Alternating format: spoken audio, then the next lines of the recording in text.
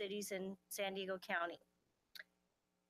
Now the city wants to allow recreational marijuana dispensaries in IB.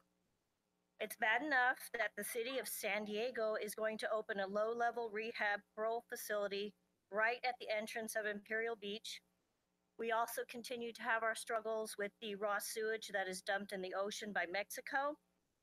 As a registered nurse for over 25 years, I do fully back medical marijuana for chronic illness, chronic pain, diagnoses of cancer. And I can appreciate that the city is looking at this as like a lucrative endeavor with the recreational marijuana. But IB is so small and congested, and now with all our new businesses, new homes, condos being built, it takes literally 15 to 20 minutes to even get to the freeway entrance. Marijuana shops will make our area more congested as people come in to purchase it. It will also encourage more homelessness to congregate in the area. IB is already an at-risk city with our unique position so close to the border, and it's limited to non-existent homeless resources. IB has an extremely small land size. Marijuana shops should be in a more industrialized area that will not be close to schools, parks, homes, or apartment complexes. If Coronado investors want to open marijuana dispensaries, please do it in your own community. You can do it across the Hotel Del where national and international people come and they can purchase it, or possibly 600 feet from Coronado High School or 600 feet from Village Elementary School in Coronado. This and the City Council to please not pass this referendum. Thank you. Great, thank you. Kathy Markey, followed by Mary Hensley, and then Barbara Gordon. Tom Hetherington. My name is Mary Hensley. I live at 1390 Loudon Lane. I am a retired school teacher. I was shocked when I heard our mayor, several city council members, and investors from Coronado are presenting a resolution for a drug facility here in IB. I went to school here, as did my children, and I have a grandson who goes to school here now. I wonder if the individuals who are presenting this resolution have children who go to school here in IB. IB has limited spaces. We are so crowded now, IB seems to have become an advocate for tourism and now drug addicts, leaving the residents to cope with the problems that have been and will be created. I have a home and rental property. All our property values will plummet if this plan goes through, as these investors will not be content with one drug facility, but will push for more. Coronado was smart enough to say, no, not here in Coronado. Chula Vista gave it the green light, and go see for yourself what it looks like now. It is no longer Chula Vista. It is not a pretty view. Also, who will monitor the cash that changes hands for drugs, since this is illegal at the federal level? Not to mention federal taxes, which the city could become embroiled in, and we would have to pay us. But most concerning of all is the mixed messages we will send to our children if this measure passes. You will negate and undermine every parent who tells their child, don't do drugs. You will negate and undermine every teacher and school that says don't do drugs at both the state and national level. You will undermine the efforts of the federal government to control drugs. You will by implication say we are all liars and speak with a forked tongue. You will send the message that drugs are okay because you will be selling drugs here in IB. October is Red Ribbon Week in honor of Enrique Camarena of the Drug Enforcement Administration, who was tortured and killed by drug cartels. You will negate his agony and sacrifice. I leave you with a 2018 Red Ribbon message for our children. Life is your journey. Travel drug-free. Do not allow drug facilities in IB. Thank you.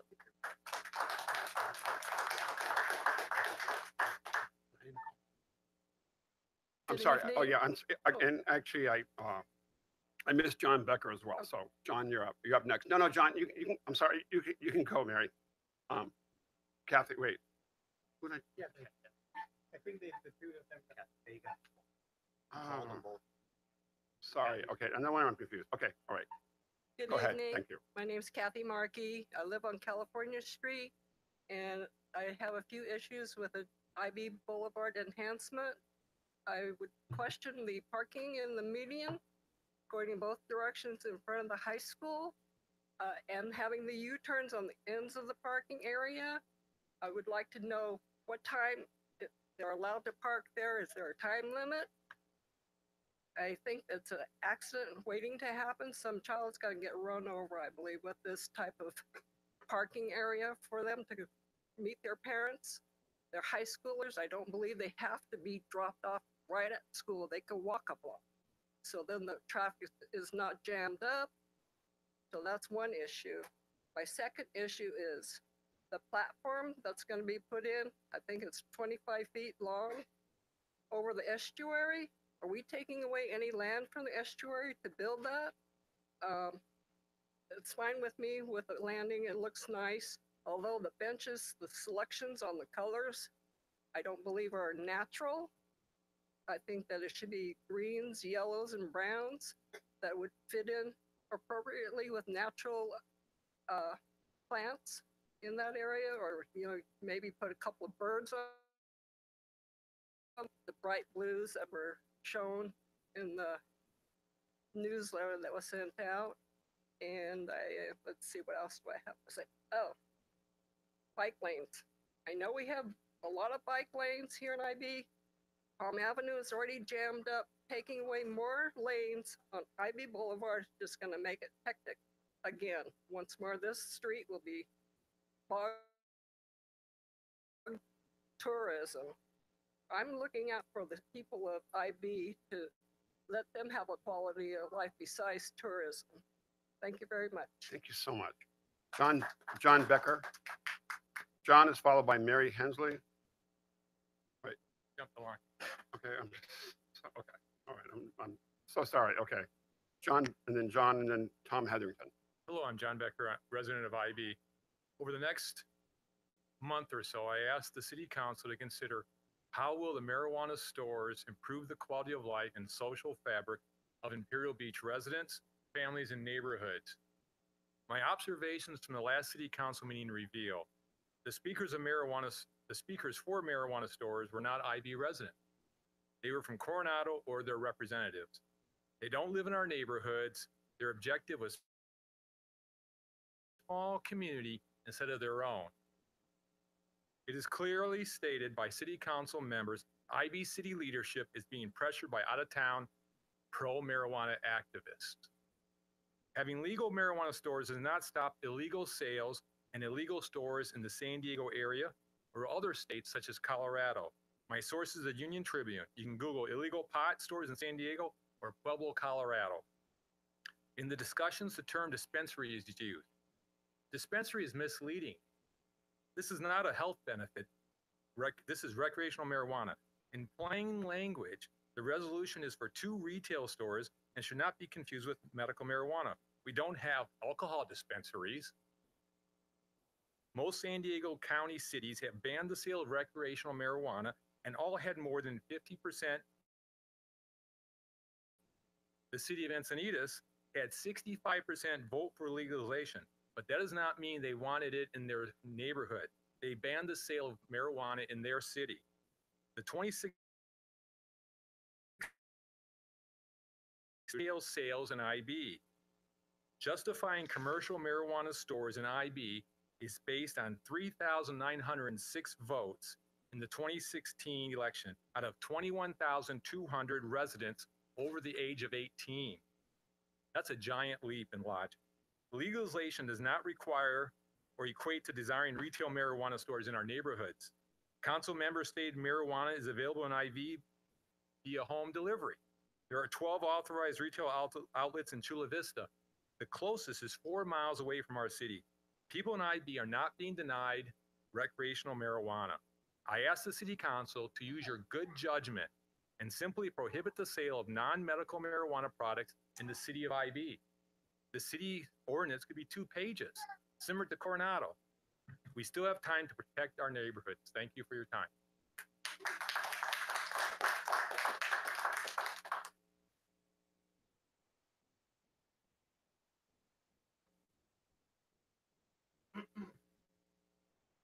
evening. My name's Tom Hetherington. I own an apartment building at 3602 13th. Meeting last time here, I was appalled at some professional realtor telling us that it's going to increase the value of our properties to have our own pot shop. I strongly disagree with that. I don't think anybody in the real estate industry would admit that having a pot shop in your neighborhood is going to increase the value of the property. I'm here for an investment. I'm here to make money, and I want my property to stay clean and safe. I don't think having a pot shop is going to help me do that. The worst situation I've ever had in my apartment in the last couple of years was a known, well, he was dealing drugs, specifically marijuana, and he cost me a lot of money just to get him out of the apartment. And granted, he didn't buy the drugs at a pot shop that's not there yet, but I'm concerned about that. And I can't speak for all my tenants. I don't know if they want a pot shop or not. But as a property owner, I am concerned about having a pot shop in Imperial Beach. I've owned the building for 10 years. Actually, 18 years. I bought it in 2000. And I've seen a lot of Imperial Beach as far as cleanliness, pride of ownership in homes, businesses coming in that I think would increase the value of the properties. And so from a real estate standpoint and from an investment standpoint, and for anybody that's concerned about the value of their properties, I don't think having a pot shop in your neighborhood is going to make it any better. Thank you. Thank you. Barbara Gordon. Barbara Gordon, followed by Kathleen Lippett, and then John Munn.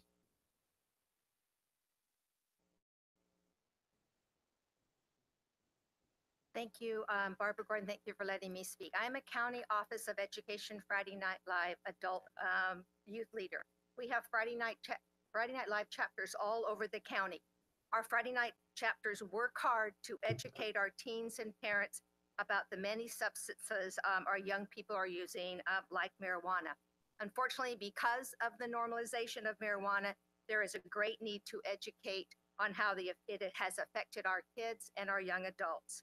Parents have been caught off guard with how marijuana is affecting their teens.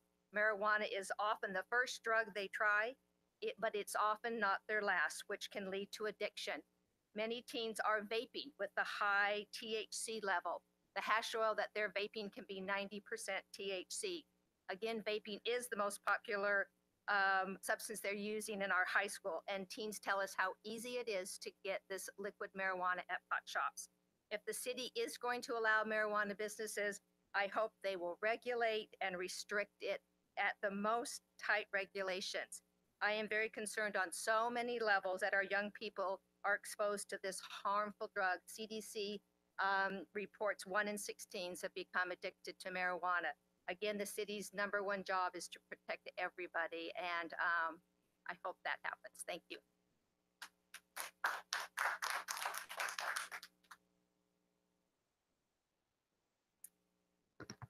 As you know, I do live in Poway. However, my family has lived all over San Diego County as we have worked at establishing. I returned to college and have my master's in public health. I'm not a drug prohibitionist. I am an advocate. Good public health policy that protects children, families, and communities. And it is good public policy to protect your limited city resources from the problem with the marijuana industry's associated monitoring, enforcement costs, and blatant marketing and promotions. By increasing availability, access, and marketing and use of a potentially addictive and harmful drug, it will result in a lower prevalence of sober citizens and a higher prevalence of those in need of social services. And a word about Prop 64. There was $23 million was spent to get that proposition passed. Grassroots opposition was only able to raise $1 million. They paid an average of $5.62 per signature. And often these signature gatherers would ask people to sign this by saying, would you like to keep marijuana away from kids? If you do, then vote for this. And I've seen that happen in other cities. So many times people think that they're voting for something that's going to protect children when in fact they're doing the exact opposite. Thank you.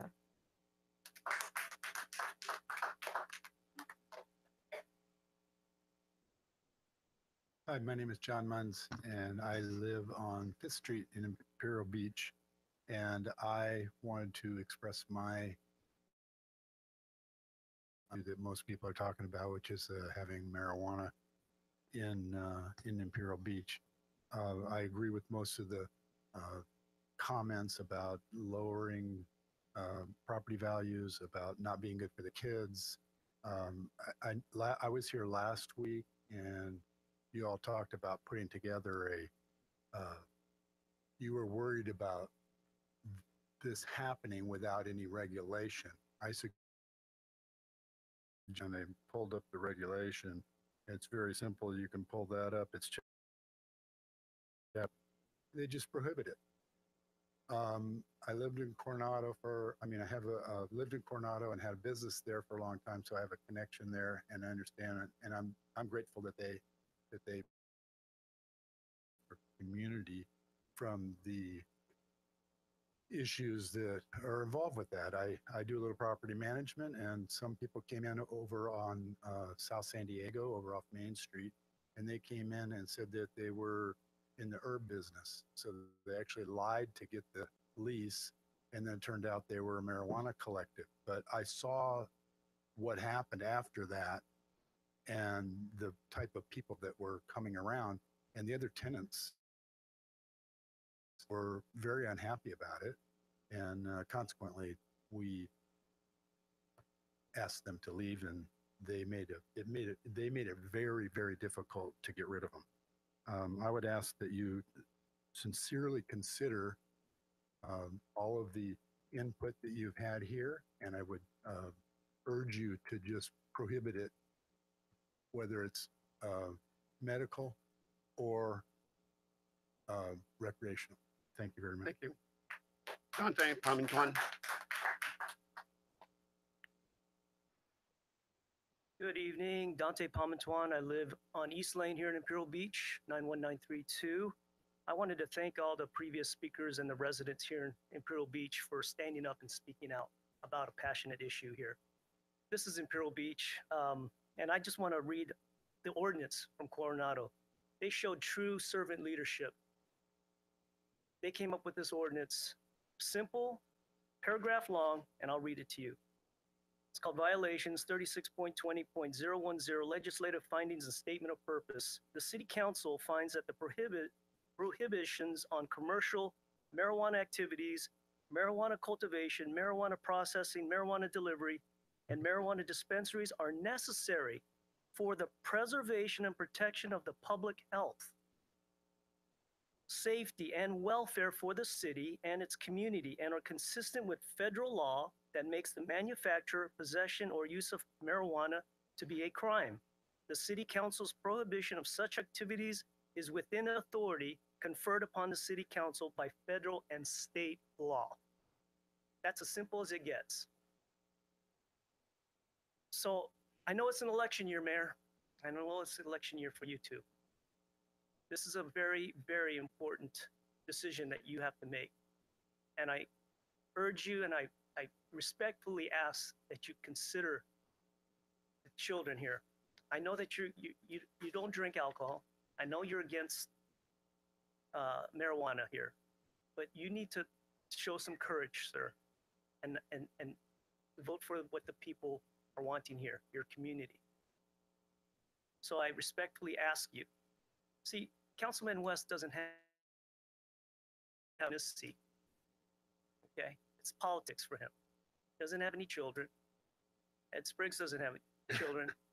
Dante, I do have two children. Oh, okay. I'm sorry. Okay.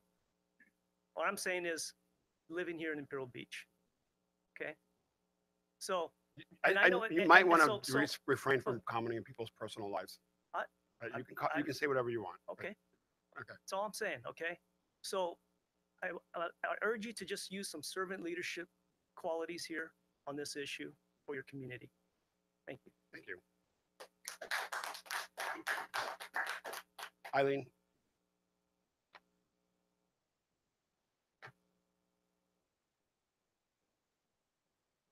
Hello, my name is Eileen Ano, and I live on Florida Street here in Imperial Beach. Thank you all for giving me an opportunity to speak. I was very shocked just yesterday to read, I think it was in the Union Tribune, that the cannabis situation was up in the air again because I thought it was settled and you had decided on a dispensary.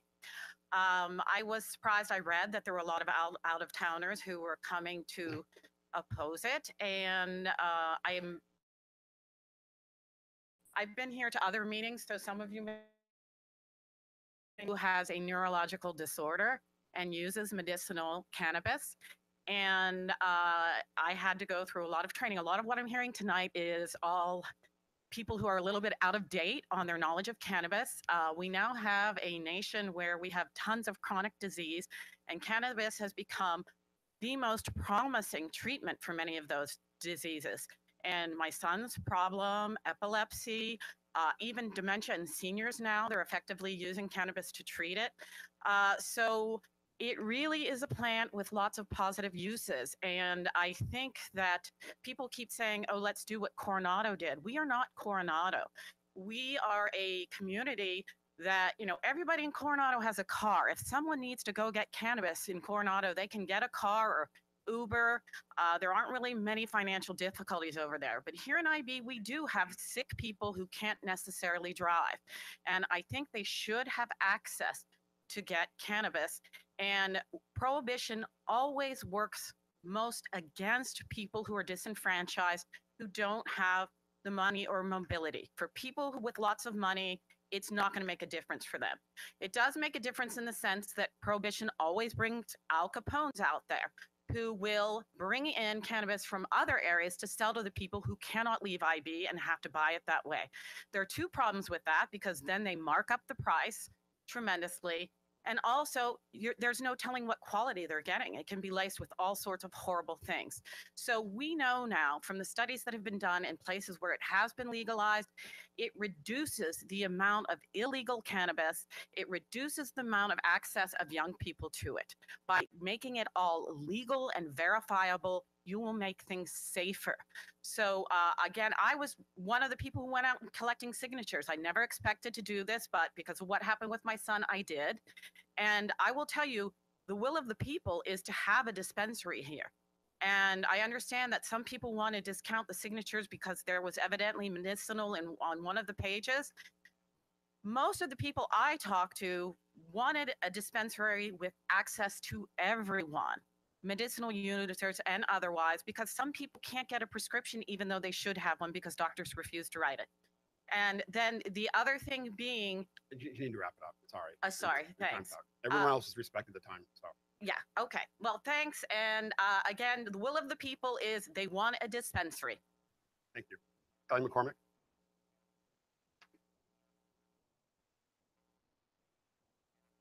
Good evening, and thank you. I'm Kelly McCormick. And as you know, I don't live in IB. I have a wellness referral business with clients in the area, but my real passion is youth drug prevention advocacy. And I have a report here I want to share because questions were raised about crime and other statistics. This is a report reviewed by University of Colorado at Denver, Harvard Medical School, Boston Children's Hospital, University of Kansas, and more. And just want to share a few statistics. One is on that issue of black market. It says Oregon has been a hub of black market activity since legalization. A leaked police report in Oregon revealed that at least 70% of marijuana sales in 2016 were on the black market, and around 3 to 5 times the amount of marijuana consumed in Oregon leaves the state for illegal sales. So this black market has increased. It really allows the illegal operators to hide in plain sight. On the issue of other crime, the crime 11 times faster than the rest of the nation since legalization, with the Colorado Bureau of Investigation reporting an 8.3% increase in property crimes and an 18.6% increase in violent crimes. Those statistics are from the Colorado Bureau of Investigation 2017. And a study funded by the National Institutes of Health showed that the density of marijuana dispensaries was linked to an increase in property crime in nearby areas. As to driving, the number of drivers in Colorado intoxicated with marijuana and involved in fatal traffic crashes increased 88% from 2013 to 2015, and marijuana-related traffic deaths increased 66% averages before and after legalization. And that is from the National Highway of Traffic Safety Administration, 2017. Driving under the influence of drugs have also risen in Colorado, with 76% of statewide DUIs involving marijuana, 2017. And Washington State experienced a doubling in drugged driving fatalities in the years following legalization, and that's from 2016. So these are reputable sources, and I'd be happy to email this report. And as to the medical value, the jury is still out. These have not been double-blind, placebo-controlled studies. It's not FDA approved. There aren't regulations on dosage or manufacturing quality. People say that it's supposed to be tested, but there's no real system in place to do that yet, and track and trace doesn't yet exist. So there is just a lot of unknowns before anybody should be rushing into this. Thank you.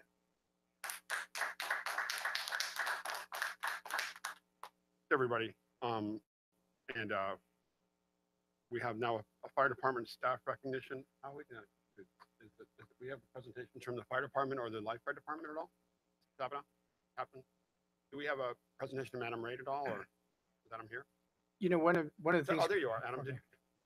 So, so everyone has some context. Adam Raid is one of our beloved lifeguards. I've known him since he was a funny little kid at Harborview Elementary School. Spent a lot of time with him, as most of us in IB have who are on the beach. Adam got stung by a bee and almost died, and our firefighters saved his life. So about that, firefighters that were involved in that. And so I'm not sure, Adam, did you want to come up and say a few words? I think you should. Absolutely to the mic.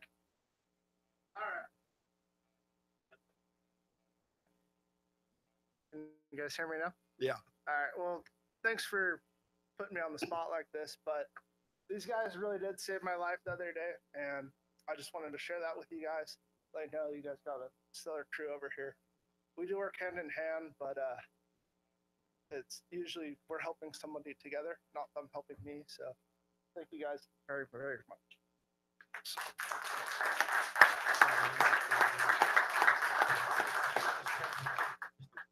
So Chief, if you wanted to come up, we just wanted to recognize Captain Jason Bell, Engineer Aaron, is it Cauley or Kale?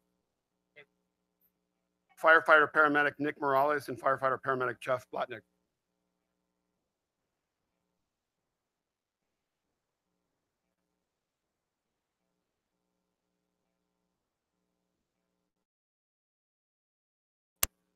You know, Mayor. Did you want to say a few words?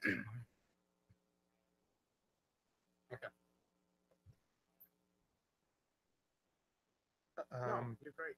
What we did for Adam here a couple weeks ago is what we do for everybody in the community. And I know Andy back there is always hears us say that we're just doing our jobs. And, you know, it's something us and the lifeguards we do every day is we're here to protect the citizens of Imperial Beach and surrounding areas. But to say one of our own is, you know, awesome deal. Andy, do you want to say? Yeah. You know, Mayor, after Adam wrote us this email, I kind of responded, and I think I included the city employees and some of the council members, but want to share with the public.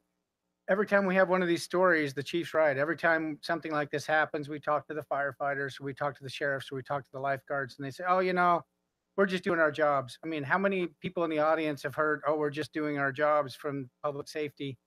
And I think they're sincere about that. They think that they're just doing their jobs. And so, you know, I've had some conversations with some of them, and I shared this in the email, so I would share, you know, I shared it with Adam, and I would share it with the public.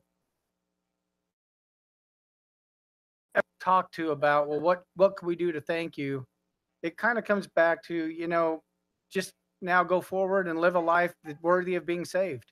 You know, they saved your life, and so I think the only go forward with your life and live it in a way that you were thankful that they saved you. And I think that's what this is all about, and that's what public safety is all about, is living our lives in honor of these guys who put their lives on the line for us. And we really appreciate what they do, and we have top-notch firefighters here in Imperial Beach, and we're lucky to have them. So thank you guys. Any additional comments? Anybody want to say anything? Just yeah, good. But somebody, She's trying. She broke her leg, and the firefighters didn't help at all.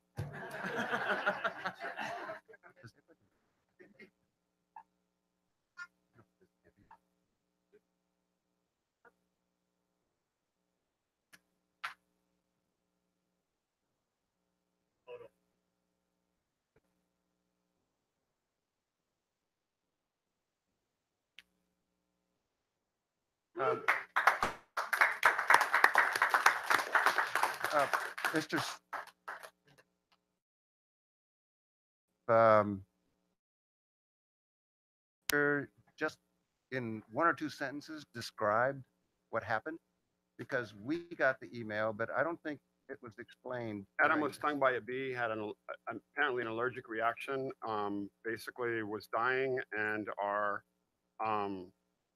firefighters came on the crew, administered life-saving drugs, and monitored the vital signs and saved.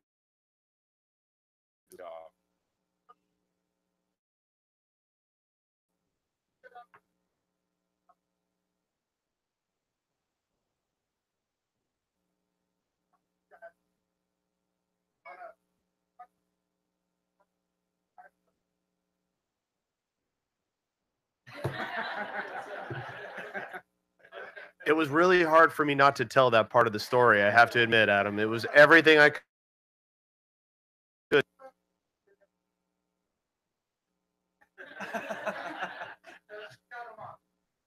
Thank you, Adam, and thank you to our firefighters. We're lucky to have public safety professionals in the city and our sheriffs who spend all their time talking about how to do their job better and serve their community. It's actually really inspiring. I spend a lot of time with the lifeguards. I'm at the beach, and what I'm always conscious of is the fact that they always are talking about how to do their jobs better, and they're always concerned about the community. Our firefighters and sheriffs are no duty. It's actually really, or no different. It's really, to me, inspiring, and to see the fact that people talk a lot about government, but this is government at its best. This is what government's supposed to do. I'm really glad we have the best in Imperial Beach. So thanks, guys. Great. With that, we have consent calendar items 2.1 to 2.6. You can hang out and talk city business. I would like to entertain a motion to approve consent calendar items number 1, 2.1, 2.6. Mr. West, I think you had a comment. I do. So consent item 2.6, which is dealing with micro towers and small cell placement for 5G networks in our community. And there has been some concern with these cell towers and some small cell, these micro that have really brought a lot of attention to them. And I am obviously, as a member of the city council, we want to make sure that the health and welfare of our community is always at the highest level. So the FCC has actually been directed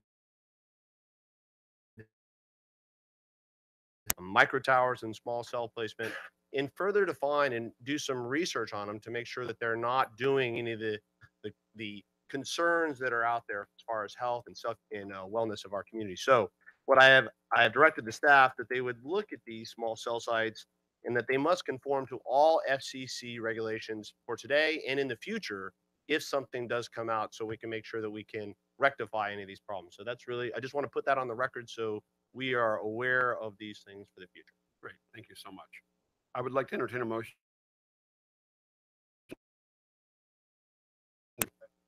Please vote.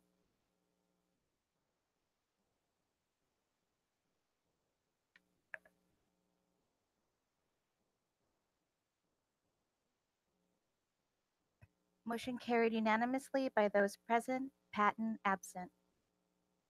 Great, thank you.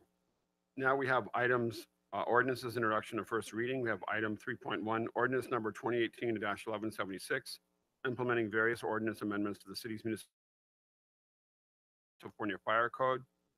And ordinance number 2018-1177, implementing various miscellaneous amendments to the city's municipal code. Fire Chief French will give the report.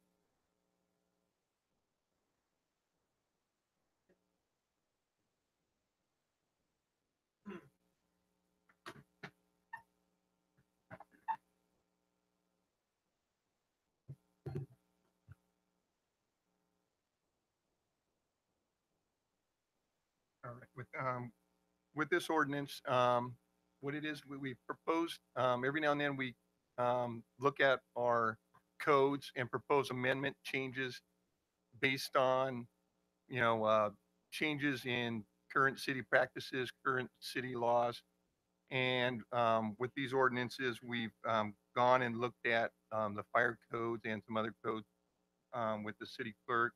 And a lot of it's to clean up language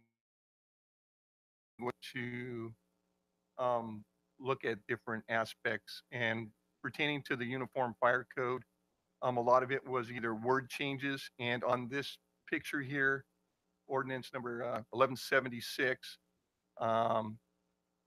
it was a cleanup on old that in a while. And on some of these, we just deleted the uniform from the fire code because now we use the California Fire Code.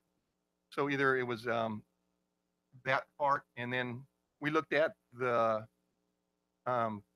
city code as it pertained to fireworks, and looking at the old one we had there, it just by permission of the council, it legalized, the sale of fireworks in our city, which is safe and sane fireworks actually aren't legal in the state. So we went and changed that to reflect what the state is doing now and what we are doing as a city.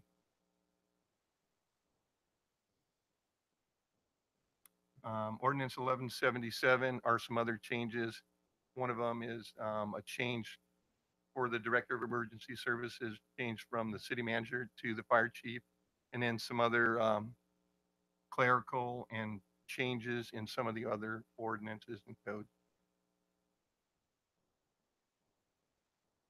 Our recommendation is that City Council introduce the ordinances and, by title only and waive further reading of the ordinance.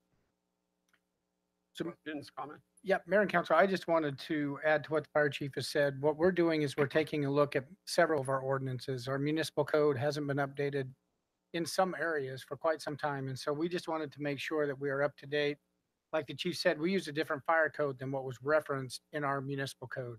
So most of the changes we're talking about tonight are ministerial and kind of minor, but we want to make sure that our municipal code is up to date. And so I don't think we're talking about anything major changes, but we do want to update our ordinance and make sure that we're consistent with the language and other things that are happening throughout the state, throughout the nation. So that's the primary reason for updating the ordinance.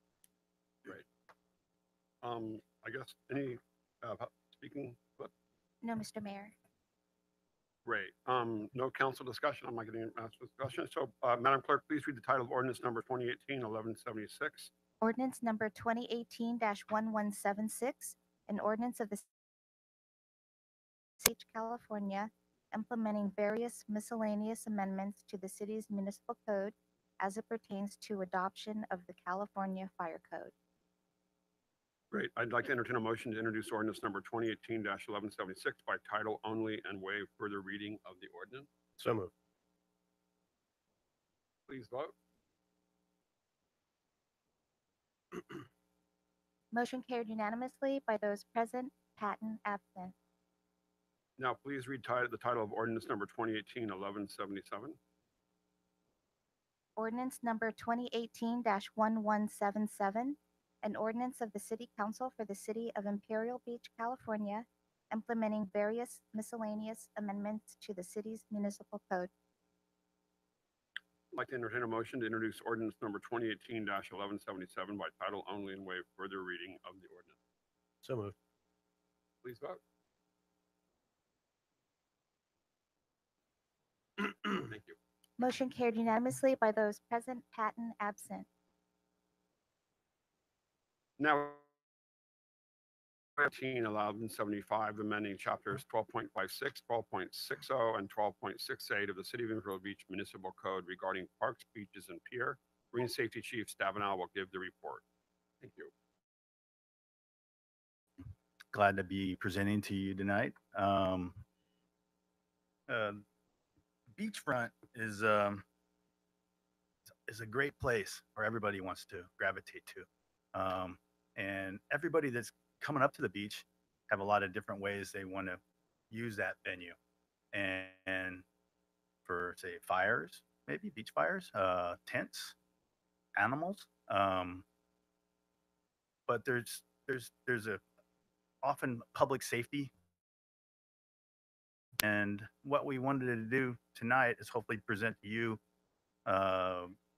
some recommended changes to the ordinances that allow maximize recreational use, but also make it safe for everybody that's using the area. I'll be reviewing summarizing some of the highlights and I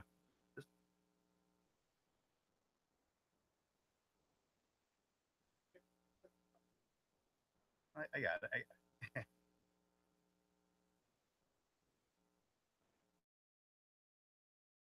Oh, there we go. Got it.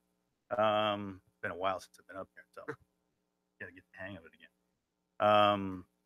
The last time the ordinances were updated were 2003, 15 years ago. So it's been a long time, and it's definitely needed to get a review of those ordinances and basically because there's been a lot of changes up in the beachfront, such as the Pier South, the old Palm Avenues have changed. Palm Avenues changed. Parking lots. So there's been a lot of increase in usage of the beachfront. But often, like I said earlier, it becomes safety concerns also. What I also did when I was looking through our ordinances to see what we wanted to change, I also looked at all the different ordinances for similar agencies up down the coast in Southern California. So for comparison and research. What I feel we came up with is going to provide a safe and peaceful environment for everybody coming up to the beach. The first revision I'd like to review with you is tents, screens, and canopies. These have been an ongoing problem up at the beach for lifeguards and law enforcement to be able to, monitor activity. That's our job, to monitor what's going on there and make sure that we can help activity that's going on. With tents, we have an enclosed structure, and often we see that people are using these structures mainly for daytime camping on the beach or for doing nefarious activities. What I like to propose is that we allow tents to be on the beach, but they must have two open sides. So law enforcement or lifeguards can see directly inside from the outside of the tent to see what's going on. This is pretty standard. I'd say 80% of the beaches up and down the coast. Silver Strand does it, state beaches, city of San Diego. Only beach not in San Diego County that allows tents on the seems strange to me.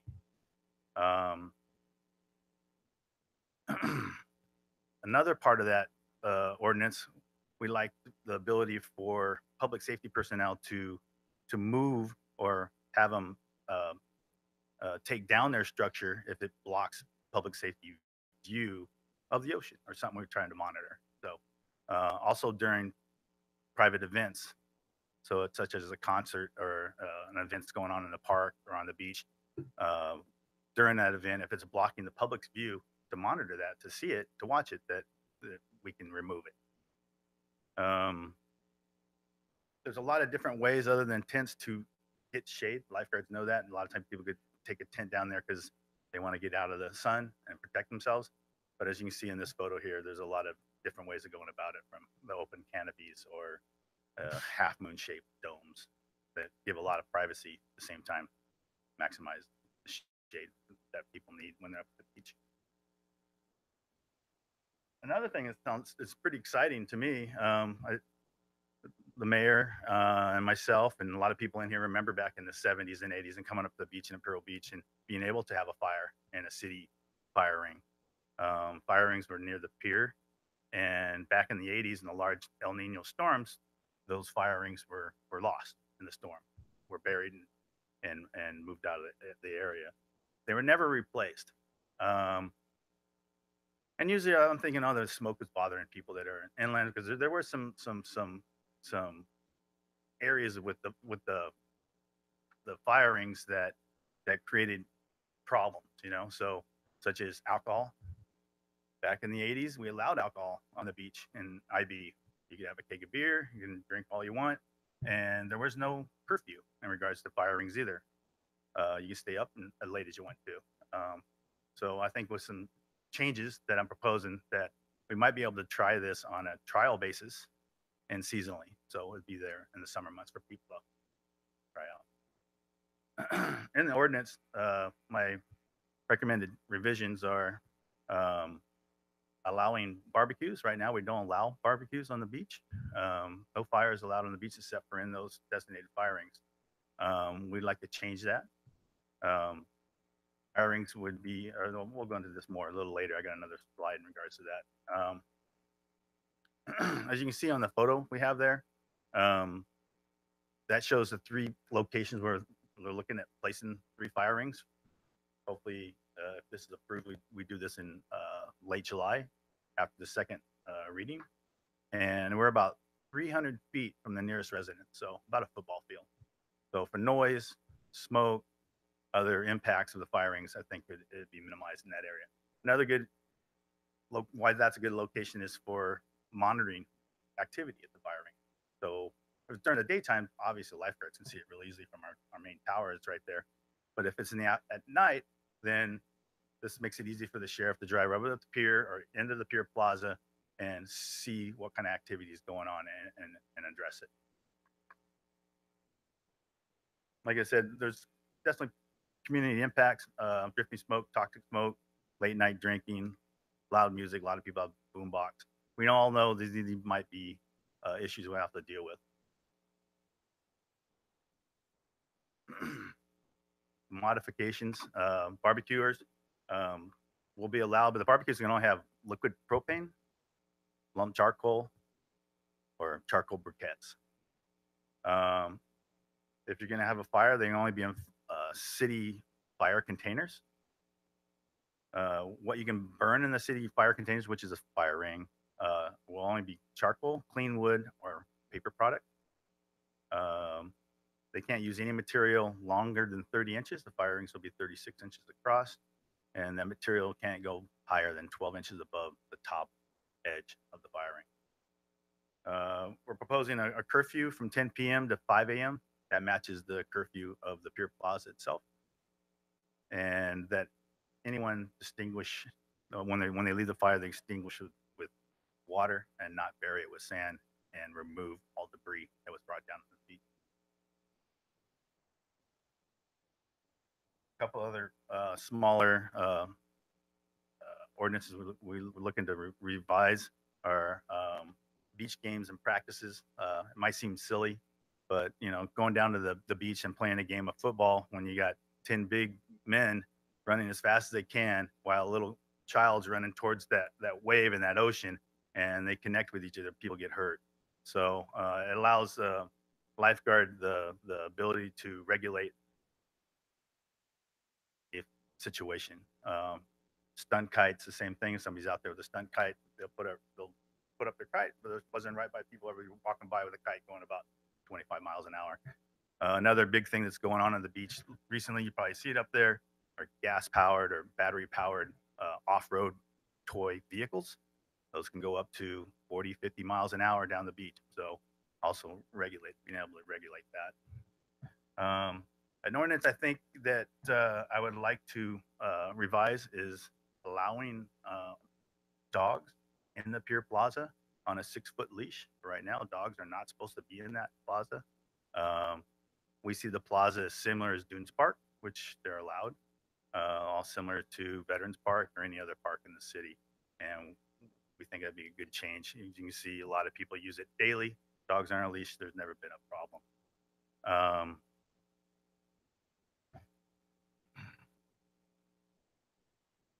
Concludes it. My recommendation is staff recommends the city council introduce ordinance 2018-1175, amending the Imperial Beach Municipal Code concerning parks, beaches, and piers. Provide direction to the city manager to revise the ordinance and/or request additional information and additional report. Here for any questions you might have. Great, Mr. Frick. Thank you very much for these suggestions. And they're all really designed to, they seem to be designed to enhance public safety, improve enjoyment of our beaches and parks. So I think the intention is appropriate and good, and I applaud you for your drafting of this. I just had a couple questions and concerns, and let's start with the last one, which is one of our favorite subjects, dogs. This is actually being more permissive ordinance regarding allowing leash dogs in an area right now where they're prohibited. Leash dogs are allowed to the north and south of that area, but not in the immediate here area. This would be a liberalization, and sounds like a good thing, and I would support it if people will obey it and if they will clean up after their animals. So my only addendum here is, especially since we now have a dog park, and the difference with the other park areas is intensity of use on beach days. People really are crowding onto the beach on beach days, and there's a lot of density. And so if a dog defecates in that situation and it's not cleaned up, it's a public health hazard, a supreme public health hazard. So I guess, you know, I think we should have some kind of signage, or certainly availability of blue bags or something, so that it's clear that the onus is, since this is an expansion of freedom, that the onus is on the people utilizing that freedom to also be responsible with their animals for the good of everybody around them. So that signage and availability of pickup bags. Comment in the last year, there's been a lot more bags that have been put up in the beachfront. We do have one or two of them in the Pier Plaza area, locations where they can get a bag for their dog happens to. I would add further that we also are ready, willing, and able to cite people who don't. Lifeguards take it very seriously. We have cited people for it. That location is prime for us because it's our main headquarters, and we can see everything that's going right outside. If you guys are up there and you're watching lifeguards, I'd say 80% of our enforcement contacts are dogs, and getting them to comply with the leash law and also curbing the dog. The other is just two other observations. The other one is barbecue, which is another permissive use, which doesn't exist right now. And the fire rings are one thing, that's a controlled situation, and there's a limited number of them, but people can barbecue all over the place. And I think my concern is the ability to use charcoal or charcoal lump, and how those get disposed of, and what accidents can happen if something's overturned. I like charcoal. I mean, it's probably not consistent with my better environmental views, but you know, I think the flavor is much better when you put something on charcoal. My own personal opinion. But I'm not sure that charcoal has a place on the beach. And I don't think that IB residents would do this, but I think maybe visitors would be a little more careless on how they dispose of it for their convenience. Just like a lot of trash is left on the beach,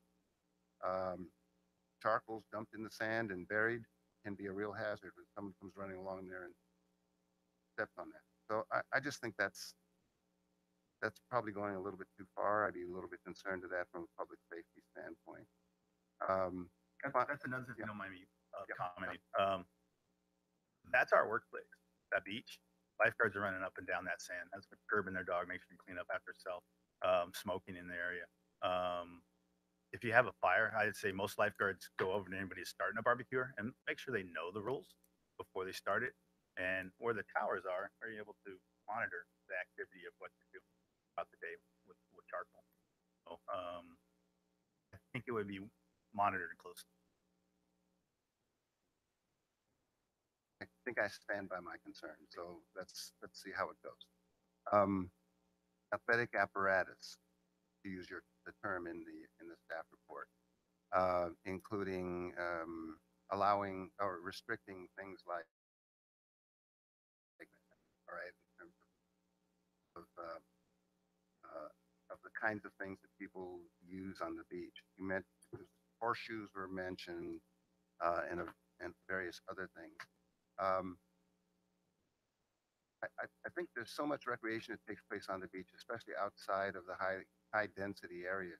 You know, I don't know how far this is supposed to extend up and down the beach, but once you get out of that maybe 4 or 5 block area into the less densely populated areas on most days, you know, it seems like we ought to be a little bit more liberal. Now, if somebody is using plastic or rubber sports equipment, that probably ought to be allowed. I think by the terms you're intending, it probably is, because it's not likely to do any harm. So the judgment issue is something, could something cause harm, opposed to just horseshoes, and horseshoes are prohibited. If someone's using rubber horseshoes, maybe that's okay. So I just think that's a little bit of an area that we're going to need to look at as far as what's allowed and what's not allowed. And, you know, are there some things that can be allowed because they're soft material that otherwise wouldn't be allowed because they're hard material, but it's exactly the same sport and same activity. So I just throw that back to you. Thanks for the report. Mr. West. Thank you very much for the report. Very well put together. I do have a couple questions. I think on the slide you used the term unsafe beach games.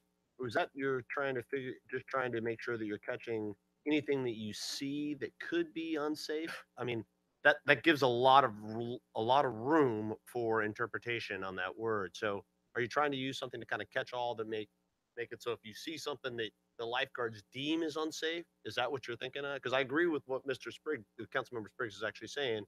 You could have some horseshoes that are plastic that a little kid is playing with that really would not be a hazard at all. But if you see, I guess you're trying to put out there. I mean, I'm asking you, were you trying to make the lifeguards being able to say, hey, that looks unsafe, and we'd rather you not do it on? Yeah, that's what we're trying to do. Give the lifeguard the authority to look at the activity and what's going on, and they do have the ability to determine if they feel it's unsafe or not.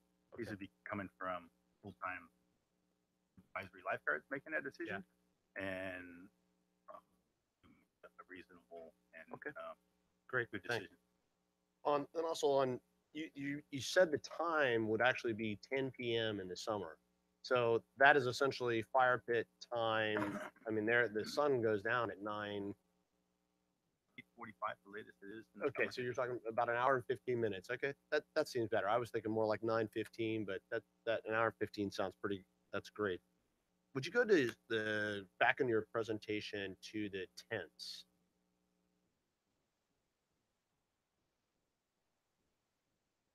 Yeah, thanks. The next one down. So the one the middle one actually has 3 sides. And you said that you wanted to limit it to 2 sides open, but I think this type of one would be allowed, right? The one in the middle? What we're trying to get out of that, or Just so you can peek inside? be able to see inside and what activity is going on. As you see there, it's clear view through the back, even though it's a screen. Perfect. You can see in. Okay.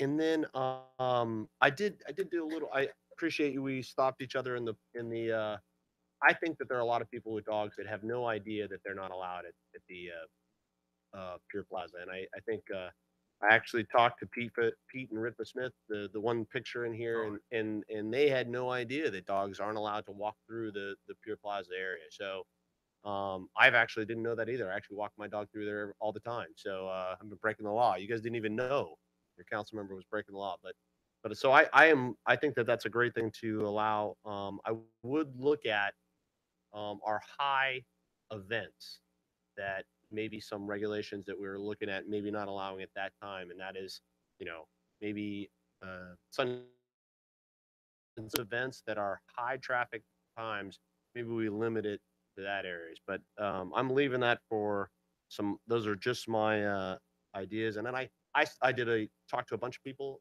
that are along the beach about opening up for the fire pit. And did not run into one person in our community who was against that. So I am enthusiastically supporting the fire pits in our community. That's all. Councilmember Brack. Thank you. Thank you for compiling these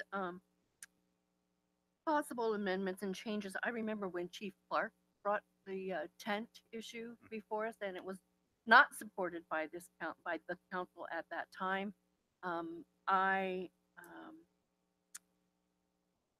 I would be in support of allowing tents, especially families with young children, and trying to find them shelter, get them out of the sun. It's important that when you're down there all day long, you do need shade. Now, if that wants to be, if you want it two-sided, that's fine. I can support that. But I would like to be able to have our families have tents on the beaches. I do support the fire rings. I too remember using fire rings at the beach, and it was fun, and it is classic Southern California.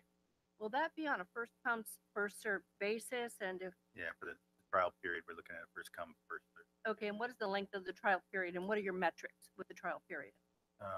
We're looking at the summer, now probably to the end of September. But at any time, if these impacts I discussed with you earlier in regards to noise, drinking, rowdy behavior is making too large of an impact, we can take the fire rings off the beach anytime. Fire rings can come off the beach for special events too. They're portable. We can use our forklift to pick them up. They're gone and put them back if we want to. So the metrics, what are the metrics? If it's, if you get complaints 3 a month, 3 a week, 0 in a month, I mean, what are those metrics? We really and what have are a the metric dates? of an exact scale we're going to be going by in regards to that. It's probably activity we have at the beach, and discussing with Andy and other staff and determining if we continue or not. Okay. I would like to see along with that for enjoyable days and evenings when we were able to have our fire rings. As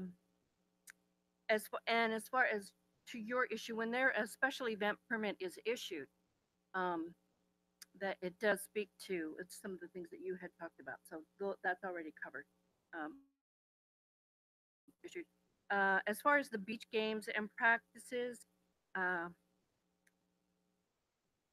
people, and that was your opening comment, people use the waterfront and the beachfront in a variety of ways. The only part that I could support in this is not allowing the radio controlled model cars or the stunt kites. Somebody's having a game of horseshoes or over the line, they're practicing for that or any of those things. I don't want my lifeguards going over there and saying, you can't do that here. But you're not banning it. You're just saying We're not banning it. We're We're allowing lifeguards to make a decision in regards to the activity. So if they go down on a winter day and there's nobody on the beach, we're probably wouldn't stop the remote car either. We would look to see until it gets to the point where we feel it's unsafe and there's a good chance that somebody might get hurt. I'd rather see that a little bit tighter. Either we allow remote control cars or we don't. Either we allow kites, stunt kites, or we don't. I don't really want to leave that up to somebody else's discretion. As far as animals at Pier Plaza, I think that is problematic. We've dealt with this many, many times. And I think that for a person walking their dog, it would be like, okay, I can walk my dog here. I can't go on the sand. I can't go out on the pier. So again, it would be my advocacy that the Pier Plaza area is dog zone, and especially during the farmers market. So, and that's what Mark, I was talking about, special events. Usually all of those events, when the permit is issued, no dogs or animals are allowed for events. So those are my comments. So I guess for me, the ordinance, thanks for doing this. And I know issues like tents have been a significant public safety threat and a lot of not good activities going on there. So I want to thank you for bringing this to our attention. In terms, so I would divide this ordinance into two. There's the things that immediately improve and enhance public safety, removing the tents, and then the activities. And my view on that is doing yoga with a group of people on the Pier Plaza. And yes, I'm a tea sipping, non-alcohol drinking yoga practitioner and surfer. But anyway, with 2 kids in IB, and guys started throwing hardball, and they were like, I mean, and these guys were really good ball players. Hardball whizzing across over our group, and we're like, hey guys. As a former guard, I remember these guys playing darts, but with thick metal darts, really, really thick metal darts in the middle of a crowd. And we're like, and I just went up and, hey, dude, it's you got to stop. So I don't think it's telling people they can't play horseshoes or over the line or baseball, but I think it's just giving the lifeguards the tools to say, when we just seem to have a lot more people that are socially unaware that throwing a ball in the middle of a big church group on the beach is probably not a good idea. And so I support that. I'm a little concerned about the fire rings. I have a different view of the fire rings. My memories of the fire rings are I'd come to the beach early in the morning, most likely with Mr. Stabenow, and it'd be Night of the Living Dead every morning. There'd be drunks and the biggest cretins in IB basically hanging out, having a party every morning. So I get it. I'm right now. I get concerned. I come out of the beach in the morning, and some of you know I'm up pretty early. I beat Mr. West. Usually the first guy on the water when the surf's good. It's just all kinds of, more than ever, alcohol bottles all under the pier. People just throw their garbage everywhere. And so I guess I'm a little concerned about that we haven't notified the residents of that area. So that's all. I'm a little concerned that maybe we need to give folks notice, just given all the complaints we've been getting about noise from those folks who front Pier Plaza. So I don't know if we can delay that a little bit and just I hate to have people come back and say, why didn't you let us know? Just because we have an ordinance doesn't mean we have to put fire Right. on. Okay. Yeah. Okay. So anyway, I'd like to see a definitely, if we do that, maybe not 3, maybe 2, maybe 1, and just try it out and see how it works. Maybe not till 10. That means people end at 10. That means their party ends at 10 at the Strand. I think what time do you have to stop at 8:30? I think it's 9 o'clock. They close the park. Okay. So anyway, what about La Jolla Shores? 11. 11 o'clock. Okay. San Diego's different. All right. So with the dogs, I tend to hold the agreement with Councilmember Bragg. I just don't, there's enough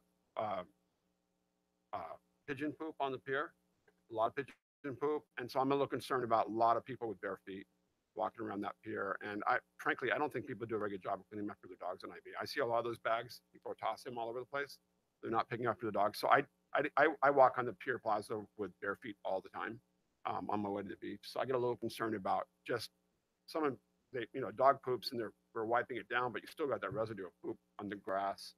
Or people are sitting in that grass park, and doing yoga and doing all kinds of stuff. And so I guess I'm a little concerned about that.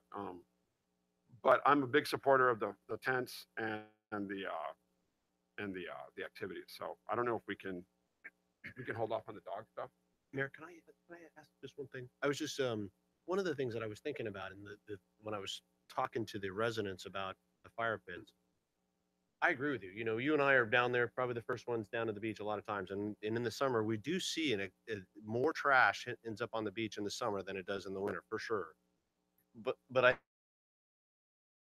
that the fire rings do, and this is something, is to bring some of the people who normally don't go to the beach at night and really change that perspective so they can start going down to the beach and enjoying it instead of having the people that are the wild night down at the beach, you know what I mean? So I'm hoping to bring the people that are normally come to the Pier Plaza at night and enjoy it at that time. So that's just my perspective, a little bit different. So could we, I guess I'm asking for amendments, but could we hold off on the dogs for now and the gas and the coal barbecues or charcoal barbecues and just do propane? I agree. I just, can see people just chucking all their charcoal all over the beach, and that it's a bigger. Mr. amount. Mayor, I support what you're saying, 100% on the dogs and the charcoal. The dog issue is particularly a problem, I think, during the high season. You know, when there's a lot of people, and there's so many people you can't even see where you're stepping, where your next step. Yeah, I would offer or suggest maybe a possibility to experiment with this in the off season, 6 months or so. The dog issue, unless that just causes confusion, and give the community a shot at trying it and see if people can behave So responsibly. wait till the end of summer. But not during the summer. Right. Mayor and Council, I think we've received a lot of input and clearly I think there are some things that you guys want to see tightened up or some wording and whatnot. Rather than bifurcate, it might be easier to take this input and go back and massage the ordinance a little bit and introduce it at your next meeting. Again, bifurcating it, I think gets a little bit confusing. So I think push it a little bit and bring something back at your next meeting or first meeting in August. It definitely would be great. So I was up in Sacramento for lobbying on Ocean Day before I was mayor, and they had banned fire rings in Newport Beach. It became a huge issue for a lot of folks in Riverside County and who visit, or, you know, it became this whole issue of, you know, the rich people don't want to have fire rings on the beach. And I got that. On the other hand, the having had fires at La Jolla Shores with my kids and surf contests, man, we had a lot of smoke wafting into people's homes at La Jolla Shores, and it was a really nice fire, but I felt kind of bad. And no, the lifeguards didn't say anything, so I can see it from both ways. So I definitely like to notify folks around that area, just so they have a chance to get some input. And I have received lots and lots of input from folks who want fires, and I get it. It's really nice. So anyway, and it's like some of the folks here, I remember what the old days in IB were like. So anyway, that's always tempered what I think about our future. So anyway, so those are good suggestions. So we're going to hold off and Yeah, maybe entertain a motion to continue this item to a date uncertain because we're not exactly sure when we will bring this back. I so move exactly that. second. Great. Thank you for that reasoned debate. Great. Please vote.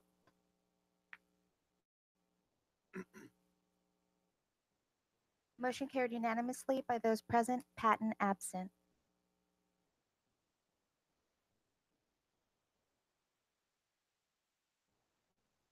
Now we have item 5.1, resolution number 28, agreement extension with Chandler Asset Management for investment management services for 2 additional years. City Manager Hall will introduce the item. Mayor and Council, we have Jason Schmidt with us tonight from Chandler Asset Management, and I had a chance to talk with Jason about a couple of issues. As we talk a lot about financial issues, but one of the things I wanted to stress to Jason is that the City Council had 3 very distinct questions, and he's going to attempt to address those questions. And those questions are pretty simple: are our investments keeping up with inflation? Or at least are we able to keep up with the eroding value of money as we go forward and making sure that our investments are keeping up with our ability to purchase things? Second is, are there things that we can do and what is necessary for us to increase our rate of return? And then third, how competitive is Chandler in the marketplace? And those were questions that are important for us to know. And so I've asked him to concentrate on those 3. Then I know he's brought a lot of other information if the City Council would like him to dive deeper into any of those issues. But I just wanted to present Jason Schmidt. I think you guys all know him, and take it away. Great. Thank you, Mayor Dedina and members of the council. I'm here to really address those 3 questions. And so I'm just going to start off here on slide number 1. And basically, has the city's portfolio been losing value to inflation? And so if you think about that, the city's portfolio has really been earning a competitive return. The other piece of that is that the investable universe is that of California government code. And so what is that? Relatively restrictive. If you think about that, we can't buy stocks. We can't buy some of these other investments. So basically, the investable universe is somewhat more restricted. So the ability to even keep up with inflation, as we would in our own personal portfolios, is really constrained here. The other thing is looking at returns relative to inflation may vary year to year. And so when you look at your portfolio has a relatively short duration. Some of that's mandated by California government code. Maximum maturity for a portfolio on California government code, 5 years in bond. So it's a very, relatively restrictive. And a lot of that is for the taxpayer's good. We all remember Orange County, and that's where we came about California Government Code. And we all don't want to go back when we talked about Orange County and things like that. And so we're really looking at taking the portfolio. The other thing, if you think about your portfolio's primary tenet is principal preservation.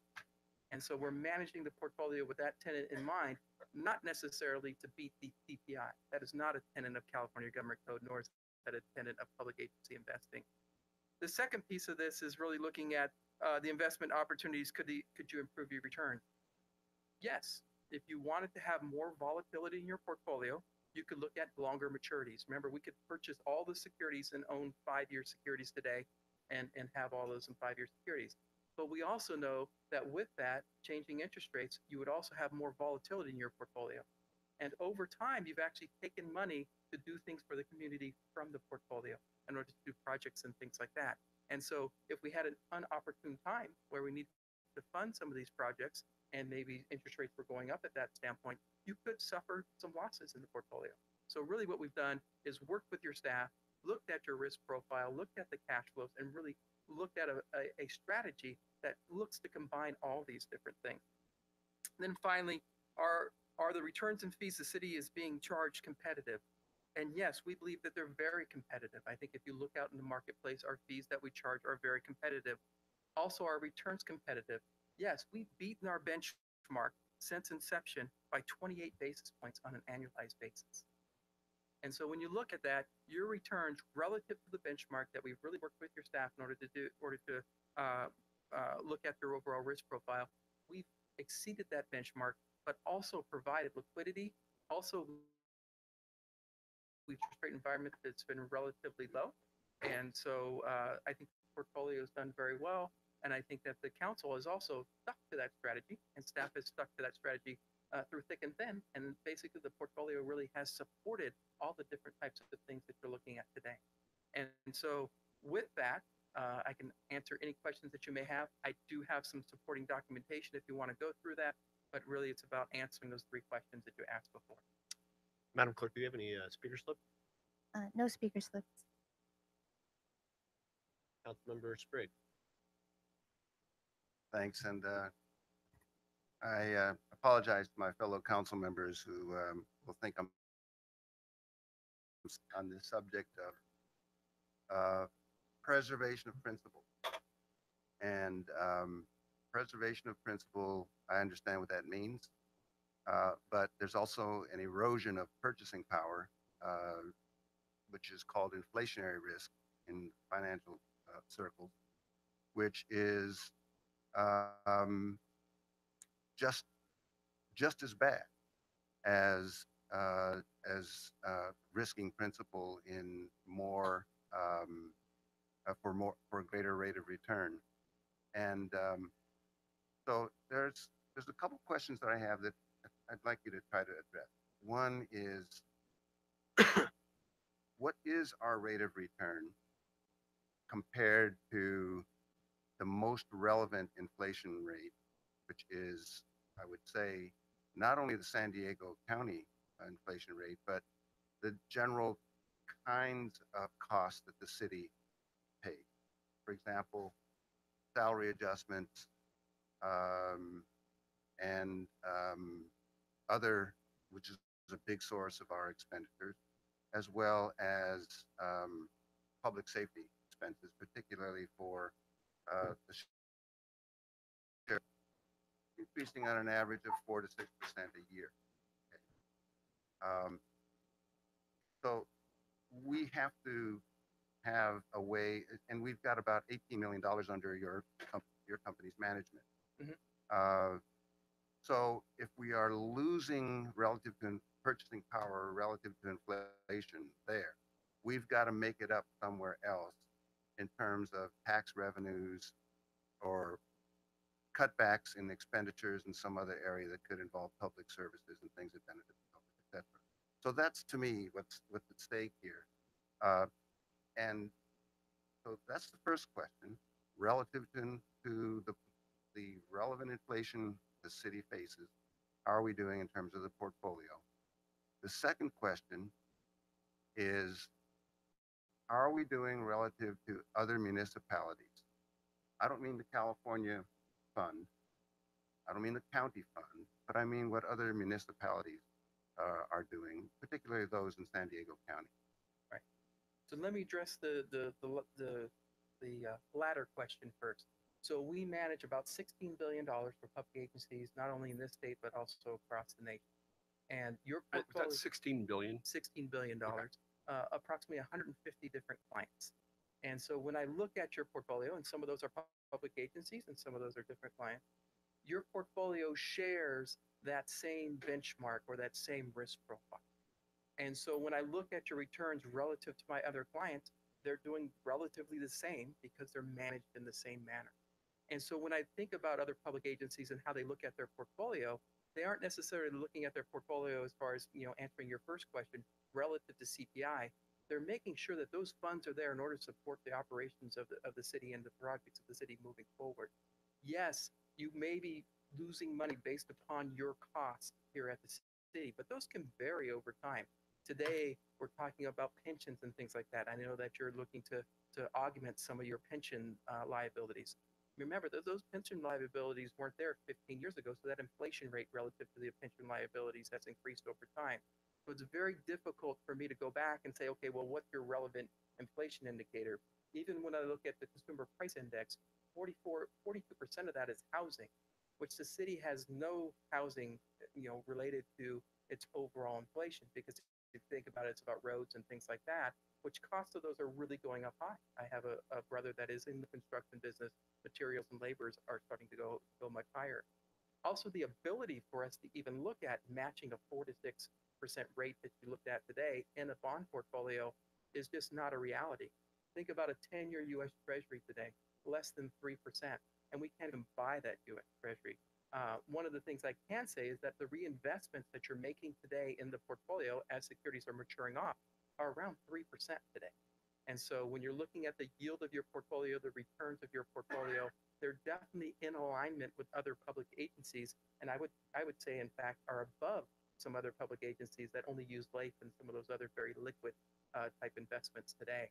And so I think from that standpoint, the portfolio continues to be managed in a manner that is trying to help with the erosion of principal. But at this point, we won't be able to make that because the interest rate environment isn't there, and also our investable universe isn't there.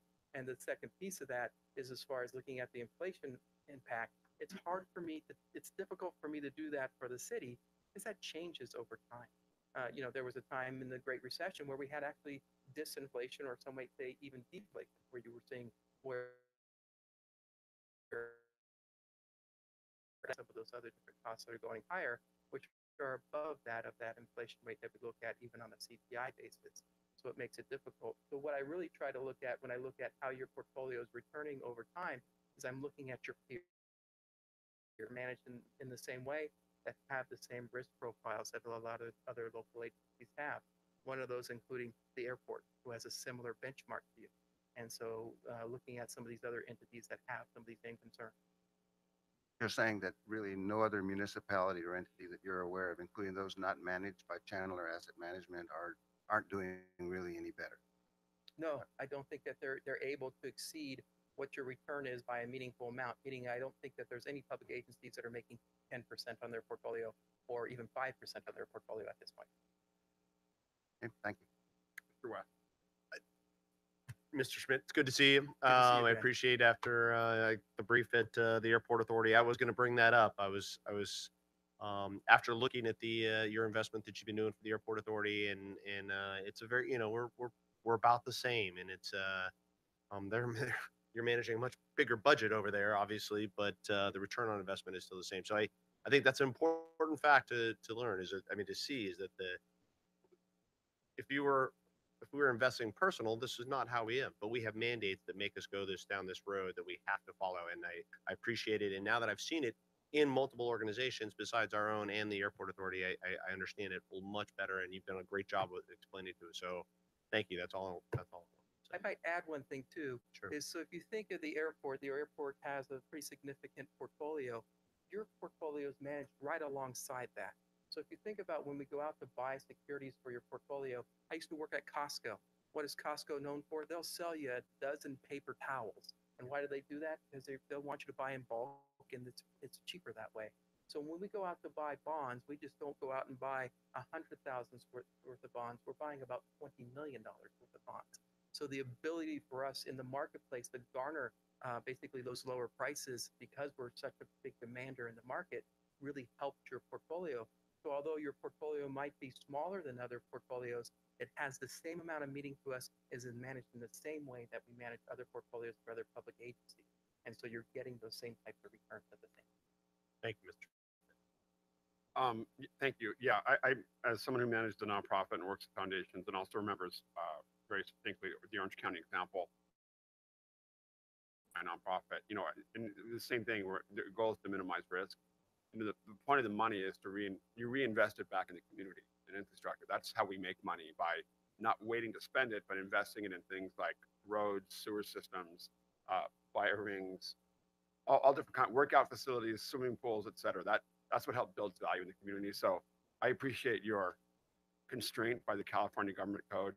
I appreciate you guys attempting to, in that large universe, be safe and safeguard our investment back in the community. So I'm really happy with the work you're doing. I'm glad that we disinvested from the fossil fuel industry. That was a nice thing to do, and I appreciate that. So thanks for being here. Was there additional part of your? Just to echo your comments a little bit, really why this portfolio really exists is the timing of the cash flow. You have projects in the future that are really where this money is earmarked towards. So it is an investment portfolio. We want to make as much money as we possibly can, but really it's just a side effect of the timing of your cash flows and your different long-term projects. And so what we're doing is really helping you to earn a return that's higher than that at your bank, which is basically going to pay you pretty close to zero at this point. And so it's really just a function of that.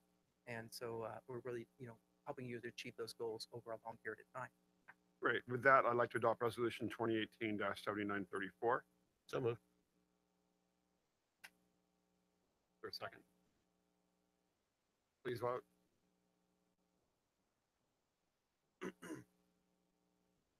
Motion carried unanimously by those present, Patton absent. Great. Thank you. I appreciate your time. Thank you so much. Take care. Appreciate it. Now we have item 5.2, Resolution 2018-7937, adding the Dune Parks Fitness Sport project to the Imperial Beach Capital Improvement Program. Mr. Minicelli will give the report. Mr. Public Works, I like that one. Good evening, Honorable Mayor and Council. Today we'll be talking about the Dunes Park Fitness Court. The image there is a overhead shot of Dunes Park itself. It's right at the corner of Seacoast and Daisy. Resolution before you asks for three things. One, to add the Dunes Park Fitness Court to the Imperial Beach Capital Improvement Program. Number two, appropriate $130,000 to the project budget. And number three, award a sole source contract, purchasing contract to National Fitness Campaign LLC for the equipment to be used on the court. This image here kind of shows the proposed alignment, orientation, and location of that facility. This has been cleared with the Port District and Coastal Commission staff. It's kind of hard to see, but along the south edge there is a darker blue strip, and that's where we're going to be talking about this kind of fitness wall that's going to exist as part of this facility. Here's another shot kind of showing the existing I guess that's a restroom facility there, and a shot from again from the east. And then this image here kind of superimposes that fitness court wall that concerned the Coastal Commission, quite frankly. They had very specific requirements about the view blockage there, and so their recommendation is to go with this sort of alignment on the fitness court itself. More information about that wall here. The fitness court itself, it's got 30 fitness elements. National Fitness Campaign has a free mobile app that goes with the system here to guide users through workouts.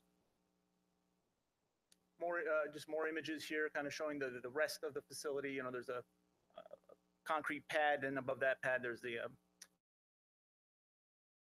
and then additional locations there for workouts.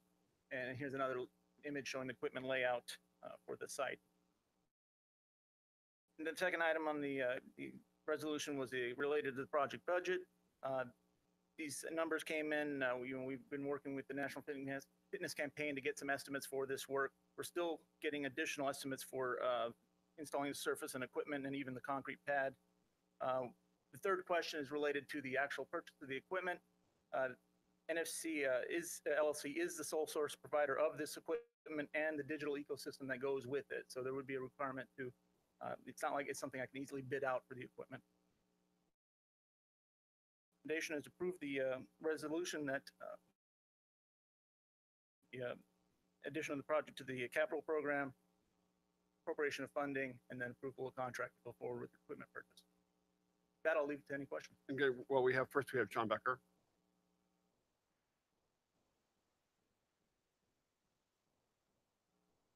Hello again. I'm not opposed to the fitness court concept in IB, but I asked the city council, is Dunes Park the best location for this fitness court? The Dunes Park is very nice as it is. The wall interferes with the beach views and the aesthetics of the park.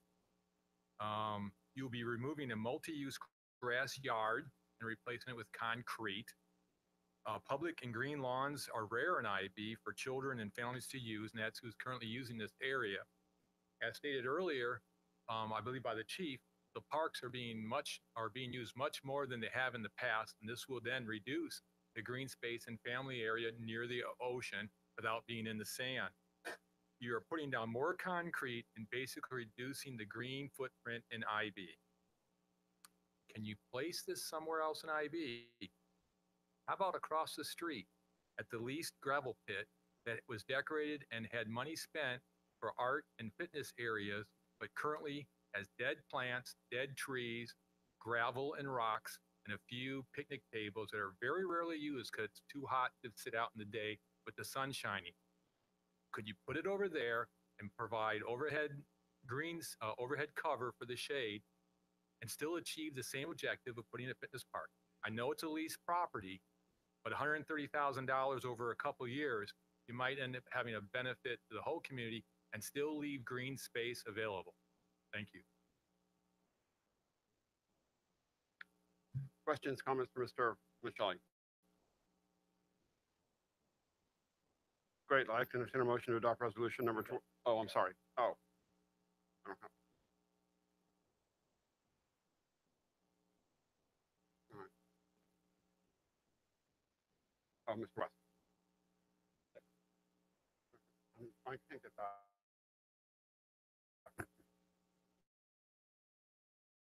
I can see the list. I'll go ahead while you're fooling Okay. around with that. That's not right. I certainly support any kind of opportunities for the community to engage in physical fitness. However, the wall really concerns me.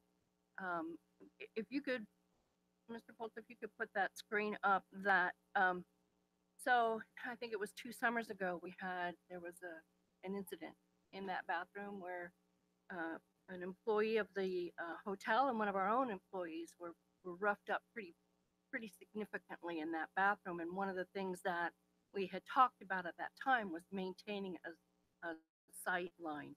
So that concerns me.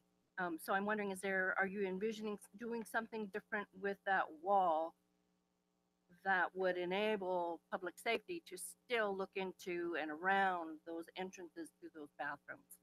And that was definitely came up quite a bit, is the orientation of that wall, because we want it, you can see it on this kind of image, this overhead here. If we just put it parallel to the street or perpendicular daisy, it'd be very hard for anybody to see behind that wall, especially, your sheriff's department as they drive around town. That's why we're considering that angling of it as shown in that image, where if they're driving on Seacoast from the south, you can see on both sides of that wall. That was the primary consideration. Well, one of the primary considerations of angling the whole site, the whole property. It mirrors the angling of the restroom itself, but